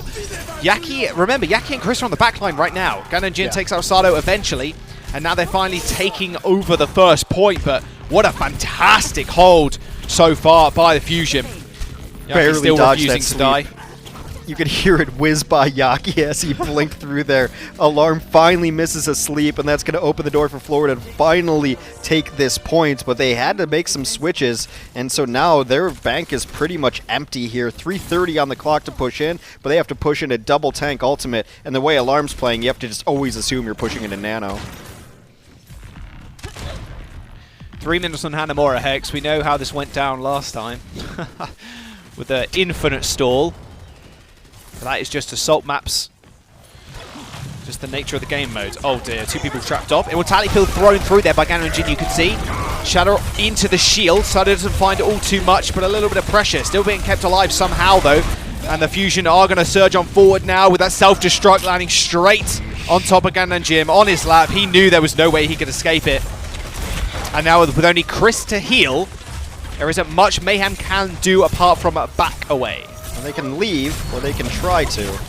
Teams have gotten so much better at dealing with the Mei wall, though. I think that, you know, Mei feels like an oppressive hero, and a lot of people complain about it, but some of the small nerfs they made to that wall have been really vast improvements, because we're seeing a lot of these columns cut down. It doesn't feel like an insta-kill anymore when you're stuck on the wrong side of your wall. It's just a matter of your team playing around you and saving you from that. Florida has banked up some ultimates, though. You can open up with a rally. Alarm nanos immediately. Yeah. Really early aggressive nanos. Oh, there's the pin. Oh, the pin! And just the boop as well onto Chris. Oh, my word. Yaki's in the back. Beautiful stick. Oh, Funny Astro with the perfect movement there to make sure Alarm stays alive. Alarm can win this 1v1. Yes, he does. Absolutely.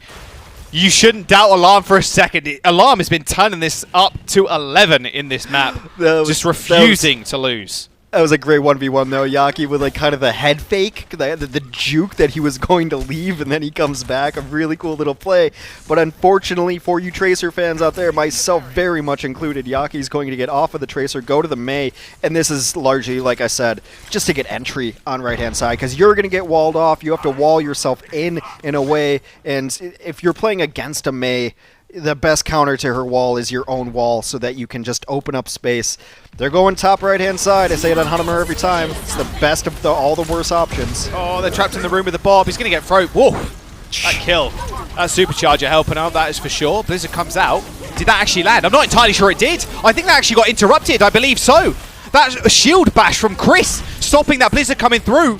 They're still going to pick up the kill onto Ganonjin, though, as 50 seconds now remains for the offense of the Mayhem. Sado is going to put himself in prime shattering position. The Flame Strike will do it. No need to lay down the shatter. Actually pays for it with his life as well as Astro tried to escort him and do some extra damage. Now the high ground is Mayhem's.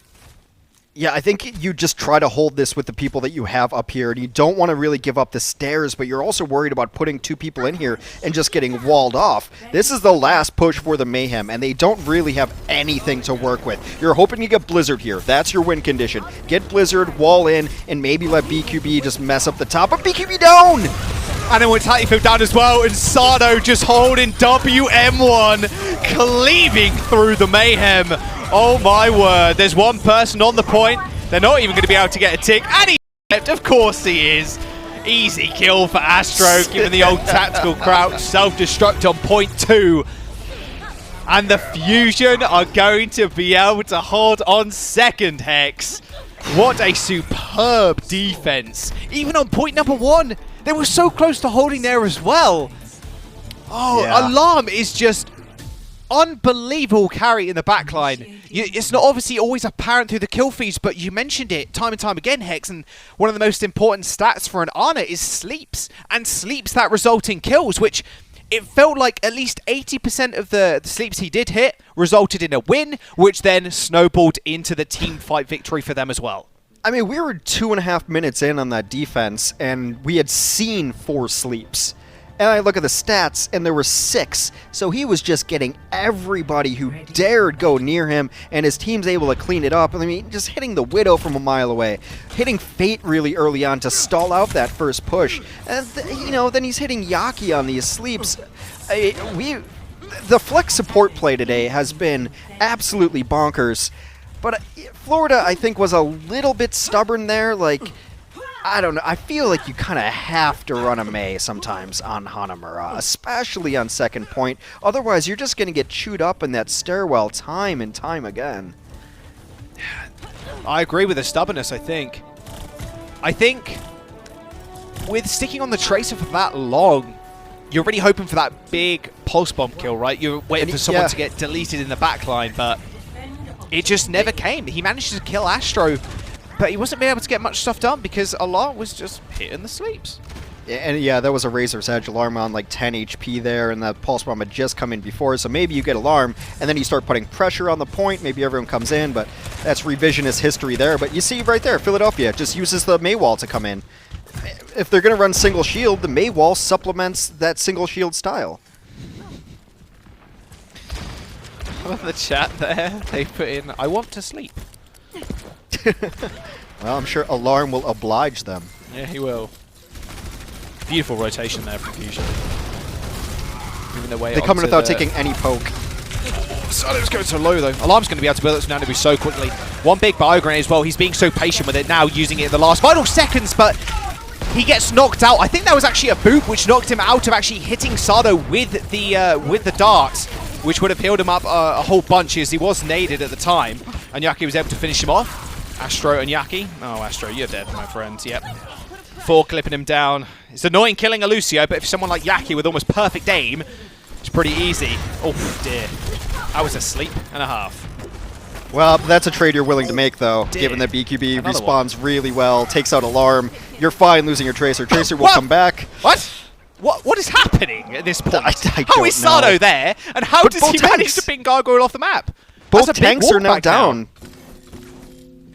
Yeah, both tanks down for Florida, and there is no Lucio. There is no Lucio lift service coming back here. Carpe solo, BQB gets him. That's enormous. And now Philly can just walk on the point, Hex. BQB has Bob. Maybe he can stall for some additional time here. In fact, he's going to have to do it. Windows being used as... Are you serious? Another sleep. That almost... I'm not entirely sure on the frame. It might have to be frame perfect for you to get cancelled out of Bob. I'm not entirely sure it's possible. Don't quote me on it.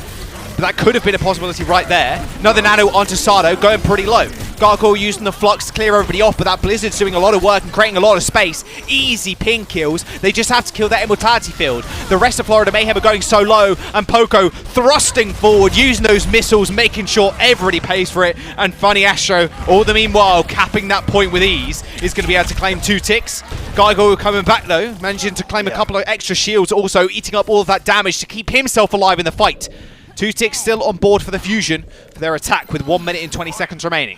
Gargoyle's best play of the game. We were talking, actually, I was speculating in our break. I'm like, Gargoyle's been rather quiet today, but absolutely carries that fight. And now we're only 1 minute remaining. And the bad thing for Philadelphia Fusion is they have to push into a rally here. A rally and a supercharger could absolutely stuff this first fight. Yaki, I think, should play a little more conservatively because you don't want to lose your Tracer here. He can get up to Pulse Bomb and then just play with this point and catch this rotation. If Florida wins this fight, they might just win the map. This is taking a long time to set up. Astro needs to die here, fuel the Mayhem. He's already used the beat, so now actually that statement's kind of null and void.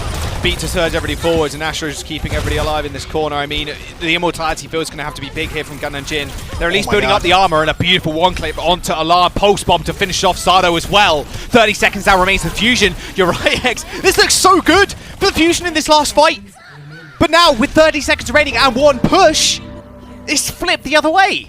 Yeah, 30 seconds too. There's going to be a Bob, there's going to be a Flux, and Gangnam Jin is going to have his amplification matrix. Yaki, you knew it when he was at 80%, and I saw everyone in the corner. I'm like, he's going to hit this. He's going to hit that. He does just that.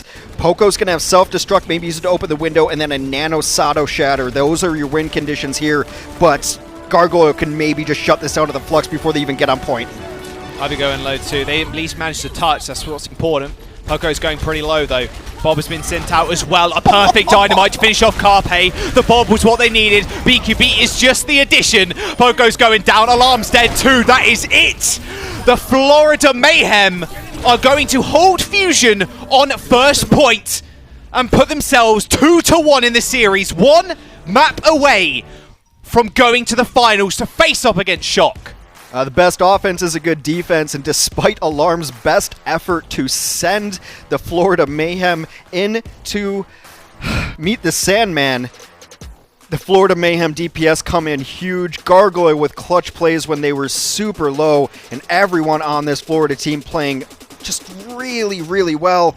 I mean, Fate's getting beat up, but that's just his job, is to accept it as the main tank. Gargoyle with so many nice plays there as well. And, I mean, you can't say enough about Yaki. It's come to the point where you just know what's going to happen with Yaki. You're like, 80%? I see a lot of enemies right there. Probably going to stick them. Hits these enormous sticks. And then just really nice play from BQB to be on that high ground. He hits an entry dynamite on Carpe, which kind of stuffs that point completely. This Florida team is scary right now in these open pools that just let them play these, just whatever they want. It's been sick. And given how well Alarm played and Florida's still able to pull that off, just phenomenal. Just absolutely stunning. Yeah, Alarm was, like you said before, was almost solo carrying, right, with these sleeps.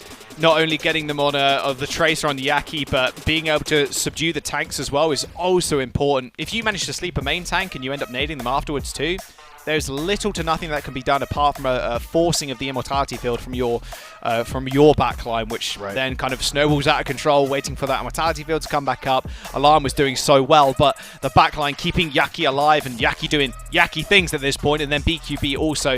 I think the Florida Mayhem are just a force to be reckoned with at this point.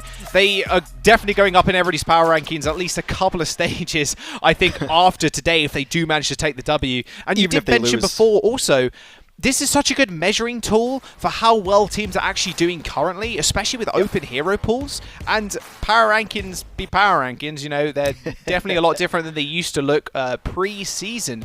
But what a new look for the Florida Mayhem. Just, I can't put it into words. It's just insane. Yeah, just able to track the Lucio is really impressive to me on that Tracer, because if he lets him live there a couple of times, then you never know if the boops are going to come off on the defense, if the barrier's going to come off. Like, it's a small thing, but anyone who's played Tracer knows how difficult it is to try to track down a Lucio, and Yaki did it a couple times. I'm really excited to watch the conclusion of this match. It might be next map. Oh yes, it might be. It's going to be Philly's chance to choose. We're going to jump to a quick break, guys. Do not go anywhere. You're not going to want to miss the next map. The Overwatch League is brought to you by T-Mobile. Rank up with America's largest 5G network. Switch to T-Mobile today.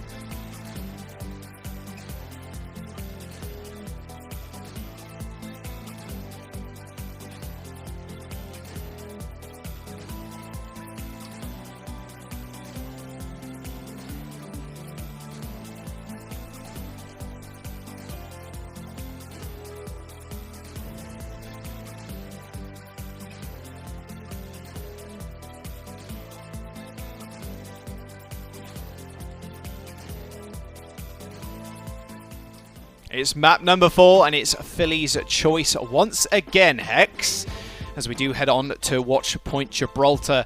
And what a performance we've seen from Mayhem thus far in the tournament and just today in general. Yaki just forming the meta around him, it feels like, on DPS. It's like, someone should play Tracer.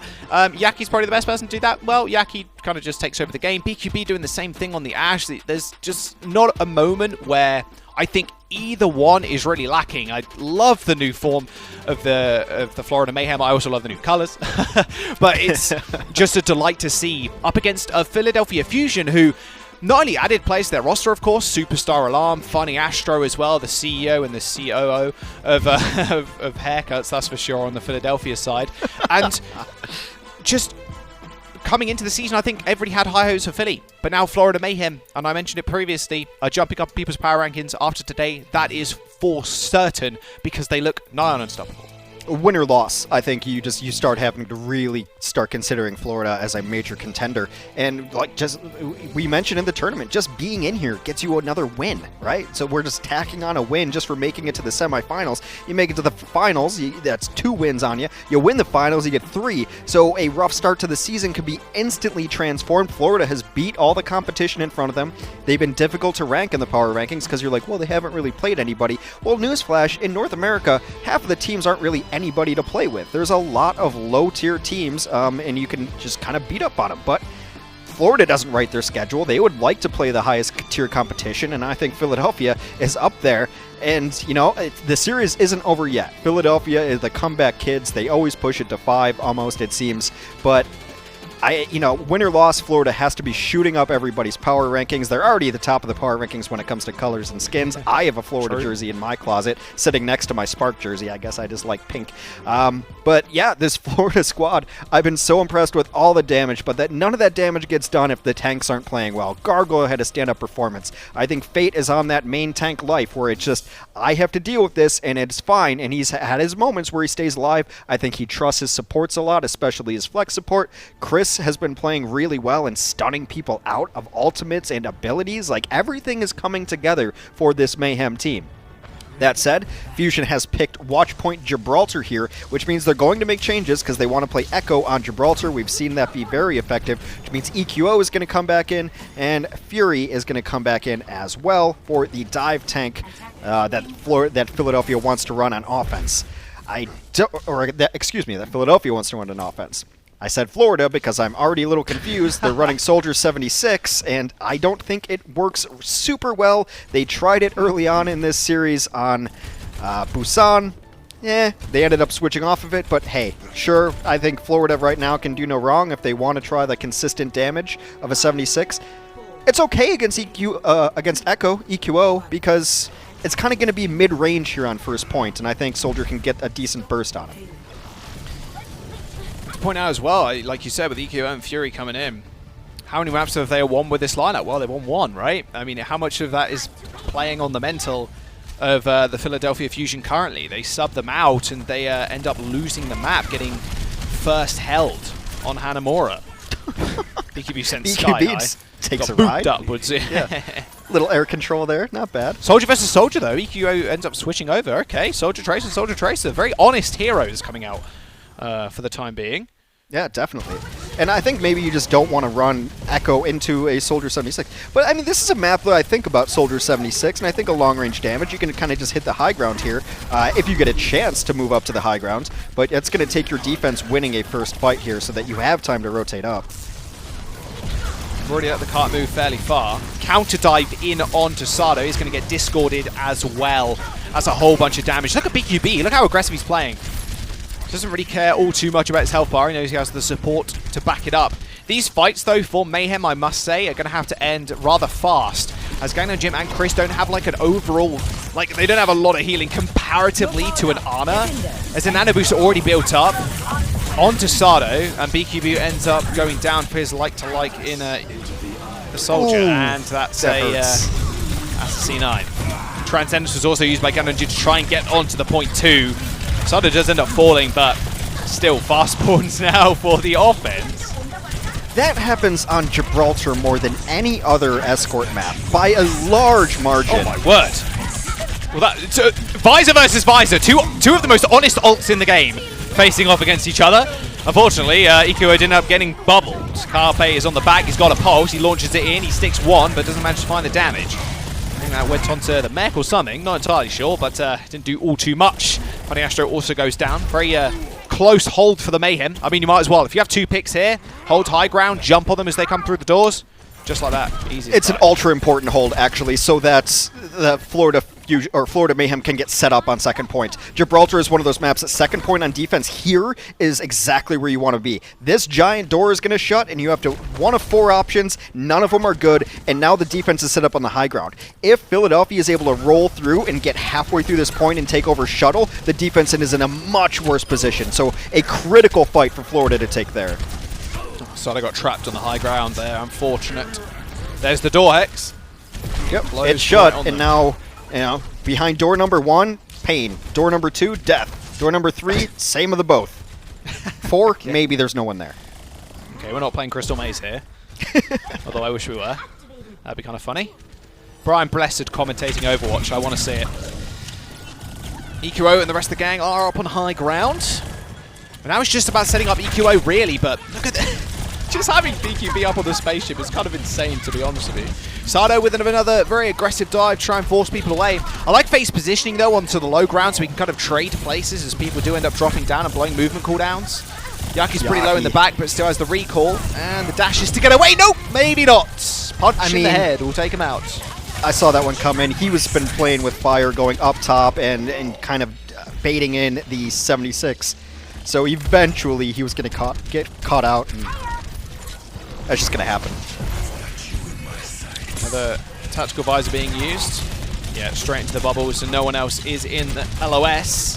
Well, they were for a brief moment, but Chris manages to dodge back in cover using a shield. Car is still moving, though, for the Fusion.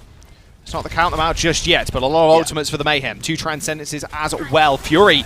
Okay, we switched over to Ryan there for a brief moment. Force that trans. Force Transcendence on alarm. There's the stick straight on the soldier. That's 2 for Carpe. Both DPS deads. Payload's going to move a little bit more some now, I think, as well. Everybody's trapped in that room with a Primal Raging Winston. Not where you want to be.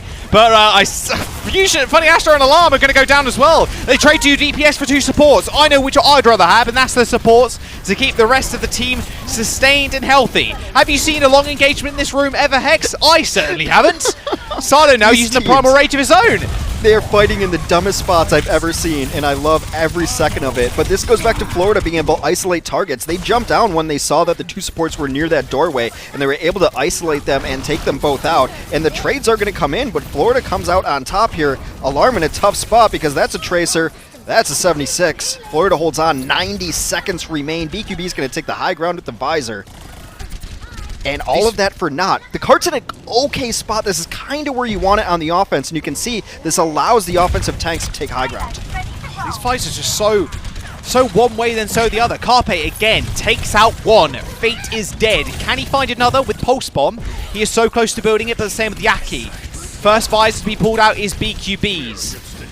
Can't really get all too much done. Kind of trapped in a bubble and in the spaceship, mind you, as well.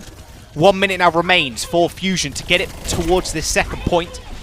Every spam and I need healing. Calm down, guys. There isn't much healing to go around. We've got a Brig and a Zen. Yaki with Pulse also now online. I'd be so scared if I was one of the tanks right now. EQO's going to get stunned, still using the tactical visor, but doesn't get much done whatsoever. More of a zoning ultimate, to be fair. 2 for 2. There's Alarm still punching a hole in the line, but yet again, Mayhem just in these 4v4, 5v5, 3v3s, they are coming out on top time and time. This is it. BQB taking out 2 as well at the end. No one's touching him at all. He used the visor and everybody's like, whatever, he's used his ult, we're just going to leave him to it. And then he just, at the end of the fight, manages to take out another 3. Yaki's been fearless too, trying to just track down Carpe and going in for these. BQB building up to another ultimate, but the most important ultimate right now, Primal Rage for Fate. Can stall it out, can knock people off the cart. The ominous music means we're not listening to Hans Zimmer here. It is just 10 seconds left. Pulse Bomb from the high ground, lands on absolutely nothing, but a perfect chase down by Carpe. Opens up the fight for Fusion yet again. Ikiro, by the way, changing over to the Echo to try and get something a little bit more done. OT is here, but they still manage to touch the payload and keep it in contestation for the time being. With a couple of meters now remaining, Alarm takes the head off of Gangnam Jin.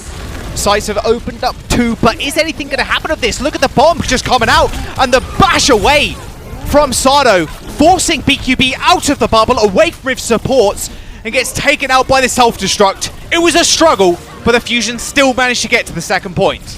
Yeah, 90 seconds, we'll see if the map kills anyone. Gibraltar, the Venus flytrap of maps, it will just kill anyone who gets terrible spawns on it. They have to leap off. But it does seem like just Gangnam-jin's going to die, but that's likely to Florida or Philadelphia pushing in on that. I would have liked Florida to use the Primal Rage and the Visor together, knock away the D.Va, knock people out of shields, maybe get something off it, but the combo came in a little bit too late. 60 seconds remain. Florida is still in an okay spot to be able to at least hold this corner, so the corner you want to fight on so that you get a second fight if you happen to lose it.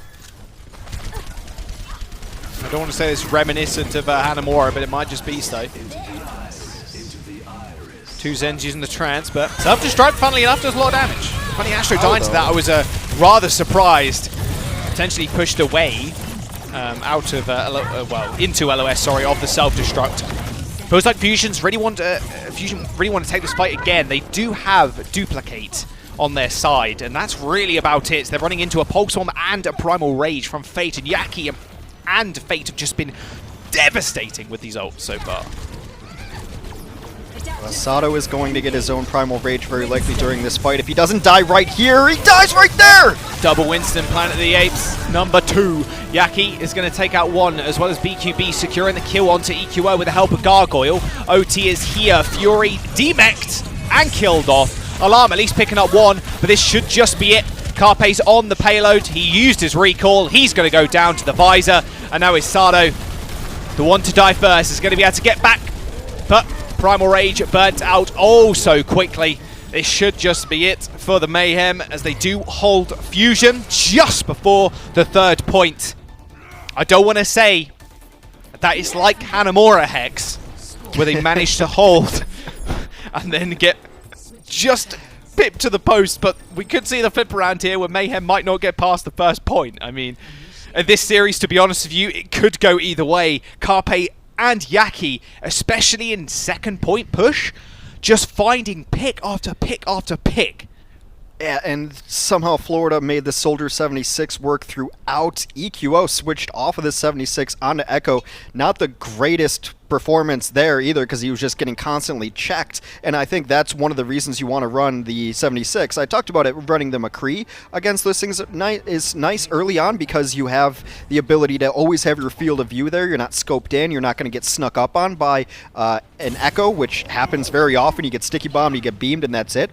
But also Soldier's able to have his own sustain, so he can just let Chris and Gangnam-jin go deal with everybody else, because if an Echo comes on him, he's fine. He's just going to be able to use the self-healing and live through that. So you get stickied, you know you're not going to immediately die, but also just constantly putting the Echo in check and making the healers deal with them. Like, you don't have to kill the Echo, but making them less than half health and just hitting all that damage in has worked out really well. And also, BQB's doing a good job of when the dive comes in, he just leaves where the dive's coming in and hits Visor and ends up taking out the soft targets behind. Yeah, it's definitely one way to put it. Teleport for BQB. That was a very selfless teleport to get into high grounds really, really fast, I must say. That's EQO cool. not on the Soldier, not taking the 1v1 BQB. I'm sad to see it, but there it is. EQO's Echo has just been so good. I'll be surprised to see him change off, and Echo taking the high ground here as well can be disastrous. Dive onto the high ground for the Mayhem, as Fate gets caught out unawares by a grenade to the chops and ends up going down.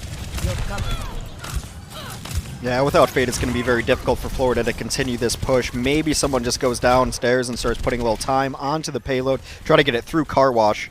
That's exactly what Yaki's going to do. He's just kind of creep walking down there, trying to put some movement on it. BQB just wants his high ground so bad. He's like, please, let me set up. I just want to be able to shoot you all from high ground and be unimpeded. That's where Soldier wants to live. Oh, that's so sleep. No, he's going to get woken up. Fortunately, Winston and D.Va very good at waking up targets like that. That is a big bio grenade. Can they capitalize on it? Don't think they can, as Fate was able to jump up onto blue box and actually use the bubble to protect everybody. But now the dive will continue. Boop away though, but Fate still ends up going down. Nano boost, just frying everybody with help of Carpe finishing off the rest. I mean, there's not a ton of healing for Florida until they get Dova. And like, Chris isn't going to be able to do a ton of healing. The packs are going to Yaki and BQB to try to keep them alive. But the tanks, I mean, the moment they need healing is when they get Dovan and Chris can swing away. But, I mean, Gangnam Jin, I think you stay on this until you get Transcendence. But then you might want to switch to an Ana or a BAP of your own. BAP maybe to take high ground a little bit easier. But so far, Florida just doesn't have the healing to survive these early dives, and it's only 2 minutes left. Gangnam Jin gets flattened again. And there's going to be a clone onto the Winston. I mean, what do you do here? Sado finds 3. I don't want to say I'm going to call it Hex, but it feels like I'm going to call it. It's like the reverse Hanamura, where Fusion this time are going to hold them before first. 1 minute and 40 seconds does remain for Florida to try and get their attack on and get going, but that cart has not moved in a very long time.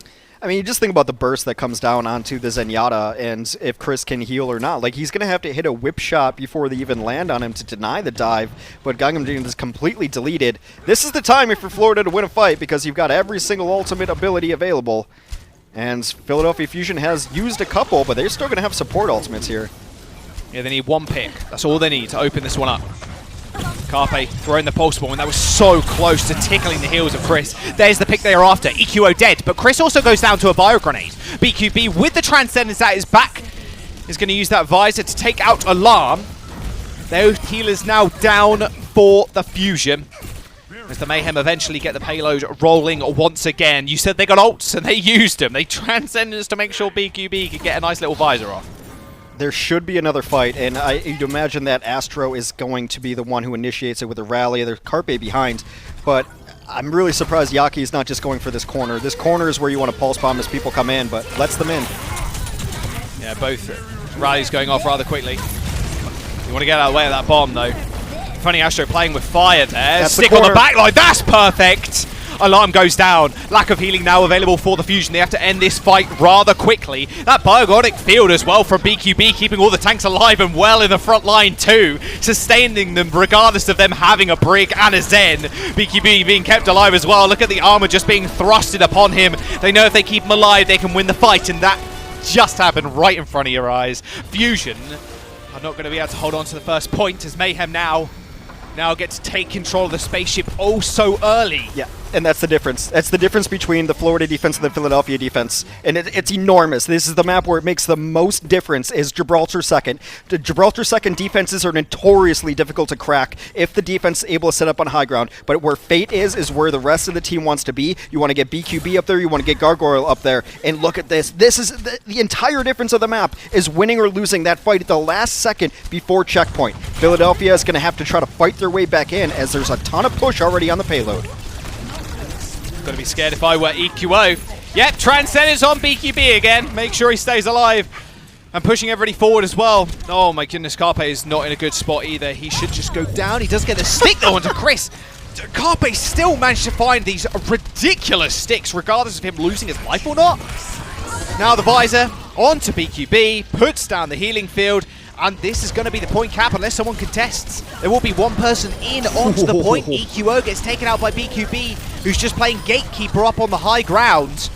Primal Rage even invested to make sure they can secure it. And Hex, they are one push away from seeing themselves in the finals facing up against the Shock. Philadelphia Fusion need to come alive right here, right now, and defend just before third. I just want to hit it one more time. I cannot emphasize enough how important winning that very first fight on second point for Florida's defense was. It set them up in this position right now, 2 minutes away. They have self-destruct, they have rally.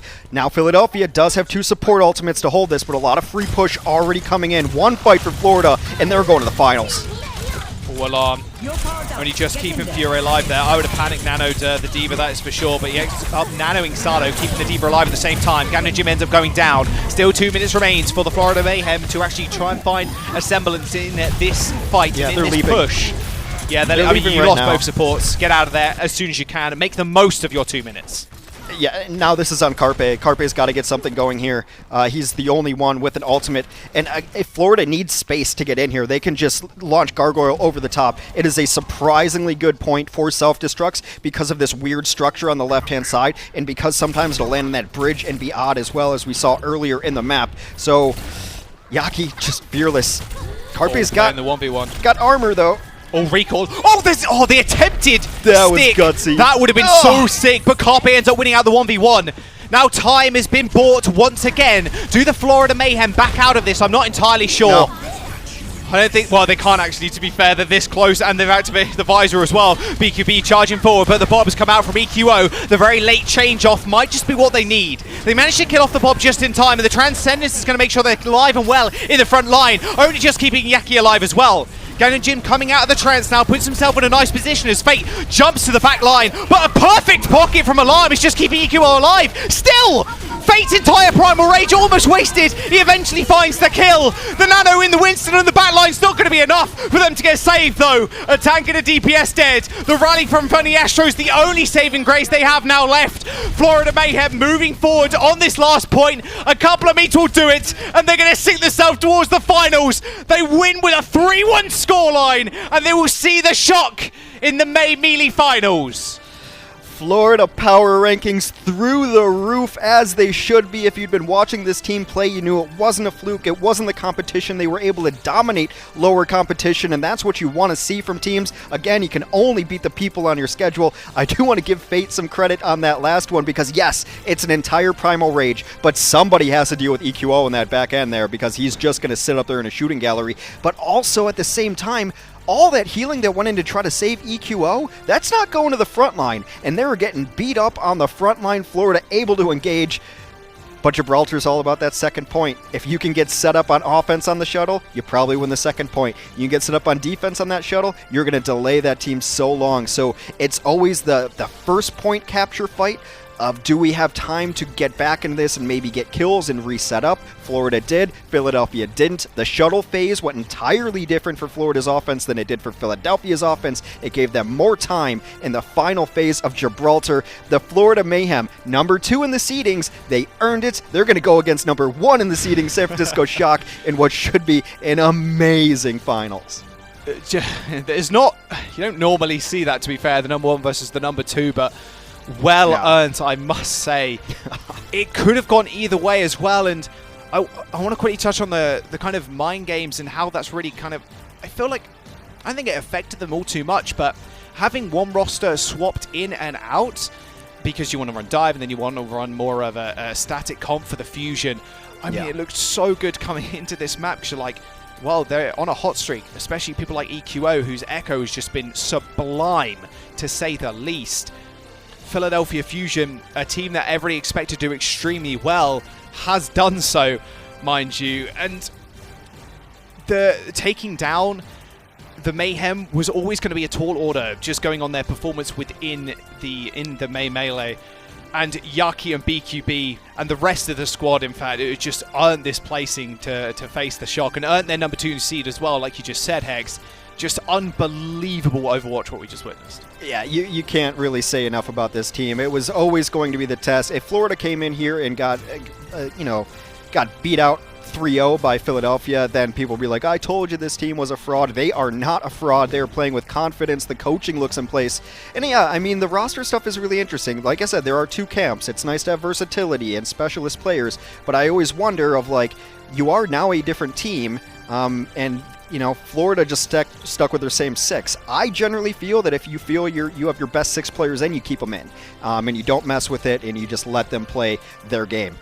Different styles, whatever, it doesn't matter. The Florida Mayhem. Oh, I'm going to put my jersey on and watch the finals. Like, I'm not rooting against anybody, but that jersey just collects dust right now, and I feel it's the best time to break it out for the Florida Mayhem.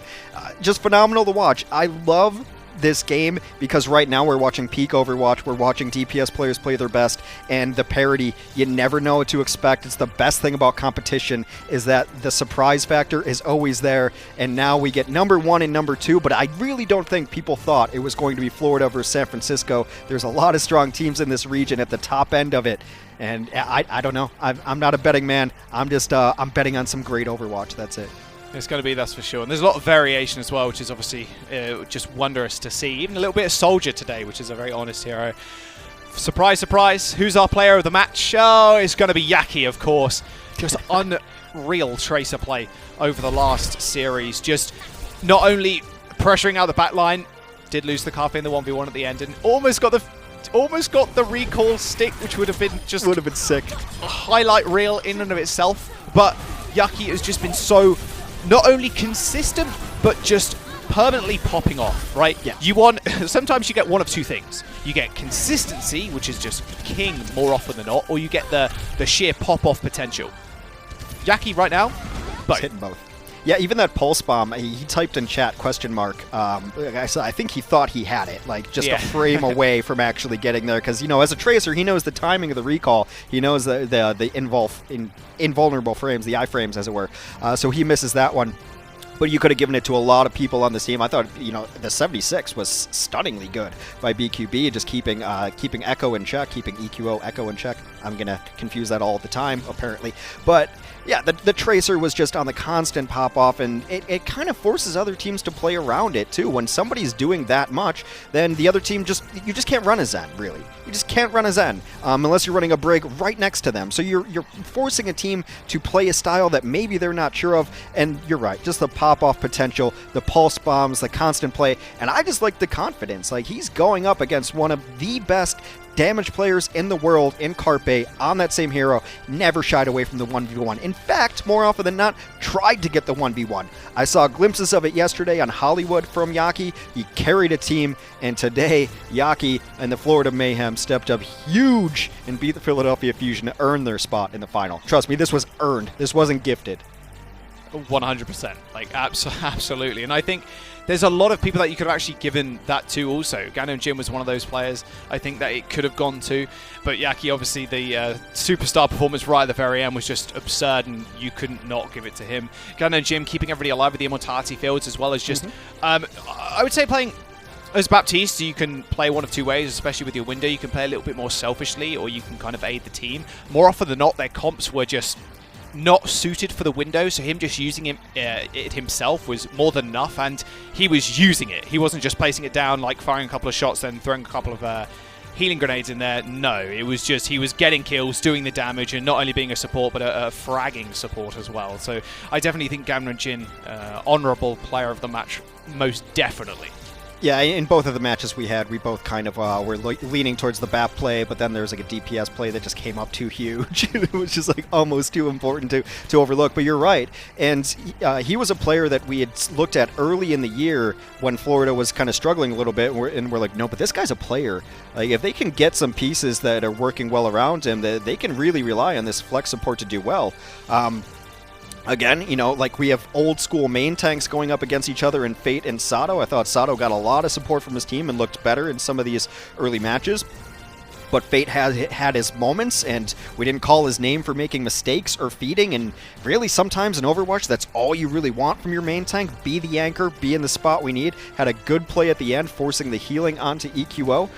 Yeah, you could go through this whole roster. Gargoyle, mostly silent, but that's to enable the rest of his team, but had giant clutches on Hanamura to really keep his team alive. You go through all of this. Chris knocked people out of ultimates, was knocking around main tanks, was just always there alive for his team. Too. Like, yeah, you could go anyone on this squad, and that's what it takes in Overwatch. A true team effort from the Florida Mayhem. There's going to be standout plays because Pulse Bomb is awesome and Tracer is awesome, and that's why I love watching her. But yeah, this Florida team came together as a whole team, and you could kind of see it with this team a couple weeks ago, that maybe they needed a soft schedule to start gaining some confidence, to forget about last year, because, a lot of these guys were on this team last year, and it still didn't go great. We thought new roster, new team, it's going to go different. It didn't really.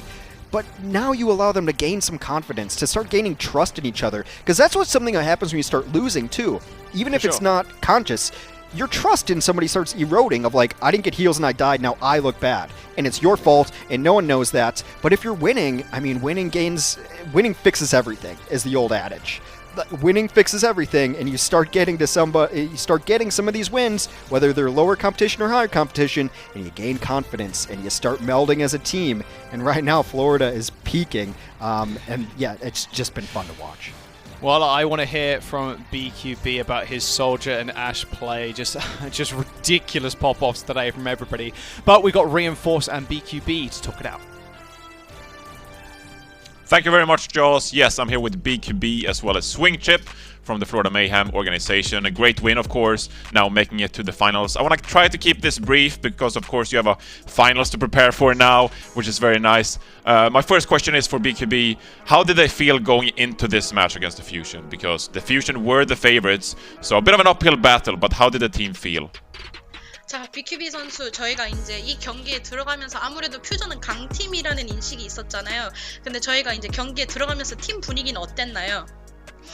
이제 오늘 경기 시작 전 분위기는 일단 많이 편안했고요. 일단 어제 애틀란타를 그래도 좀 비교적 쉽게 이겼었고 퓨전이 아무리 강팀이라지만 그래도 저희가 연습을 충분히 해놨기 때문에 할 수 있다는 마인드를 가지고 그냥 열심히 했던 것 같습니다. 네. So he said today actually the atmosphere that we had in the team was a very comfortable atmosphere. It helped that we beat Atlanta pretty easily yesterday, and although Fusion, so we knew Fusion was a strong team, but we've practiced hard this week and we just went into it with a we can do it kind of attitude. Yeah, and perhaps a bit of an underdog, feel to it as well, nothing to lose, so great performance today. My second question touches a bit more on BQB's journey here, of course. The Florida Mayhem has been disappointing so far these past couple of years, but now finally they are thriving, they are performing really well, and they made it to the finals. Can you ask BQB for me what it feels like to him to make it here to this finals after struggling with his team for a bit? 자, 이제 BQB 선수는 이제 작년부터 메이햄이랑 같이 활동하셨잖아요. 근데 작년에는 이제 아무래도 메이햄 성적도 별로 안 좋았고 좀 약한 팀의 인식이 있었는데 이제 올해는 저희가 드디어 결승까지 갔게 됐잖아요. 그래서 이제 결승까지 오게 된 강팀이 된 메이햄의 선수로 활동하는 기분은 어떤가요? 일단 지금 기분을 일단 말씀드리자면 진짜 너무 좋고요. 작년에는 많이 약팀이라고 이제 다들 사람들도 그렇게 알고 계셨을 텐데 이번에 그래도 새로운 멤버들과 새로운 코치님들 다 열심히 해줘가지고 이제 강팀 계열에 들어가지 않았나 싶고 이제 앞으로 더 열심히 해서 우승까지 노려보겠습니다. So he said, well, I feel fantastic. And last year, I know that we kind of were seen as a weak team. But this year, we have new players and we have new coaches who work so hard. And now I think we can finally be considered one of the strong teams. And we're in the big leagues for sure. And we're going to keep working hard and we're going to do our best to get you that win.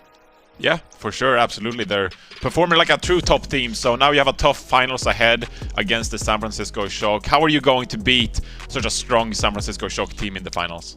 자, 이제 마지막으로 이제 저희 다음 이제 결승 상대가 샌프란시스코 쇼크인데 저희가 어떻게 싸워서 이길 예정인가요? 일단 쇼크 상대로는 저희는 충분히 자신이 있고요.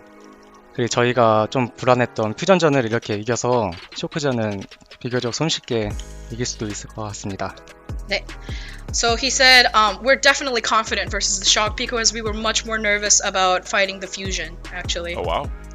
Wow, okay, so this might be one hell of a finals then. Well, thank you so much BQB as well as Swing Chip for the translation. I wish you the best of luck in the finals.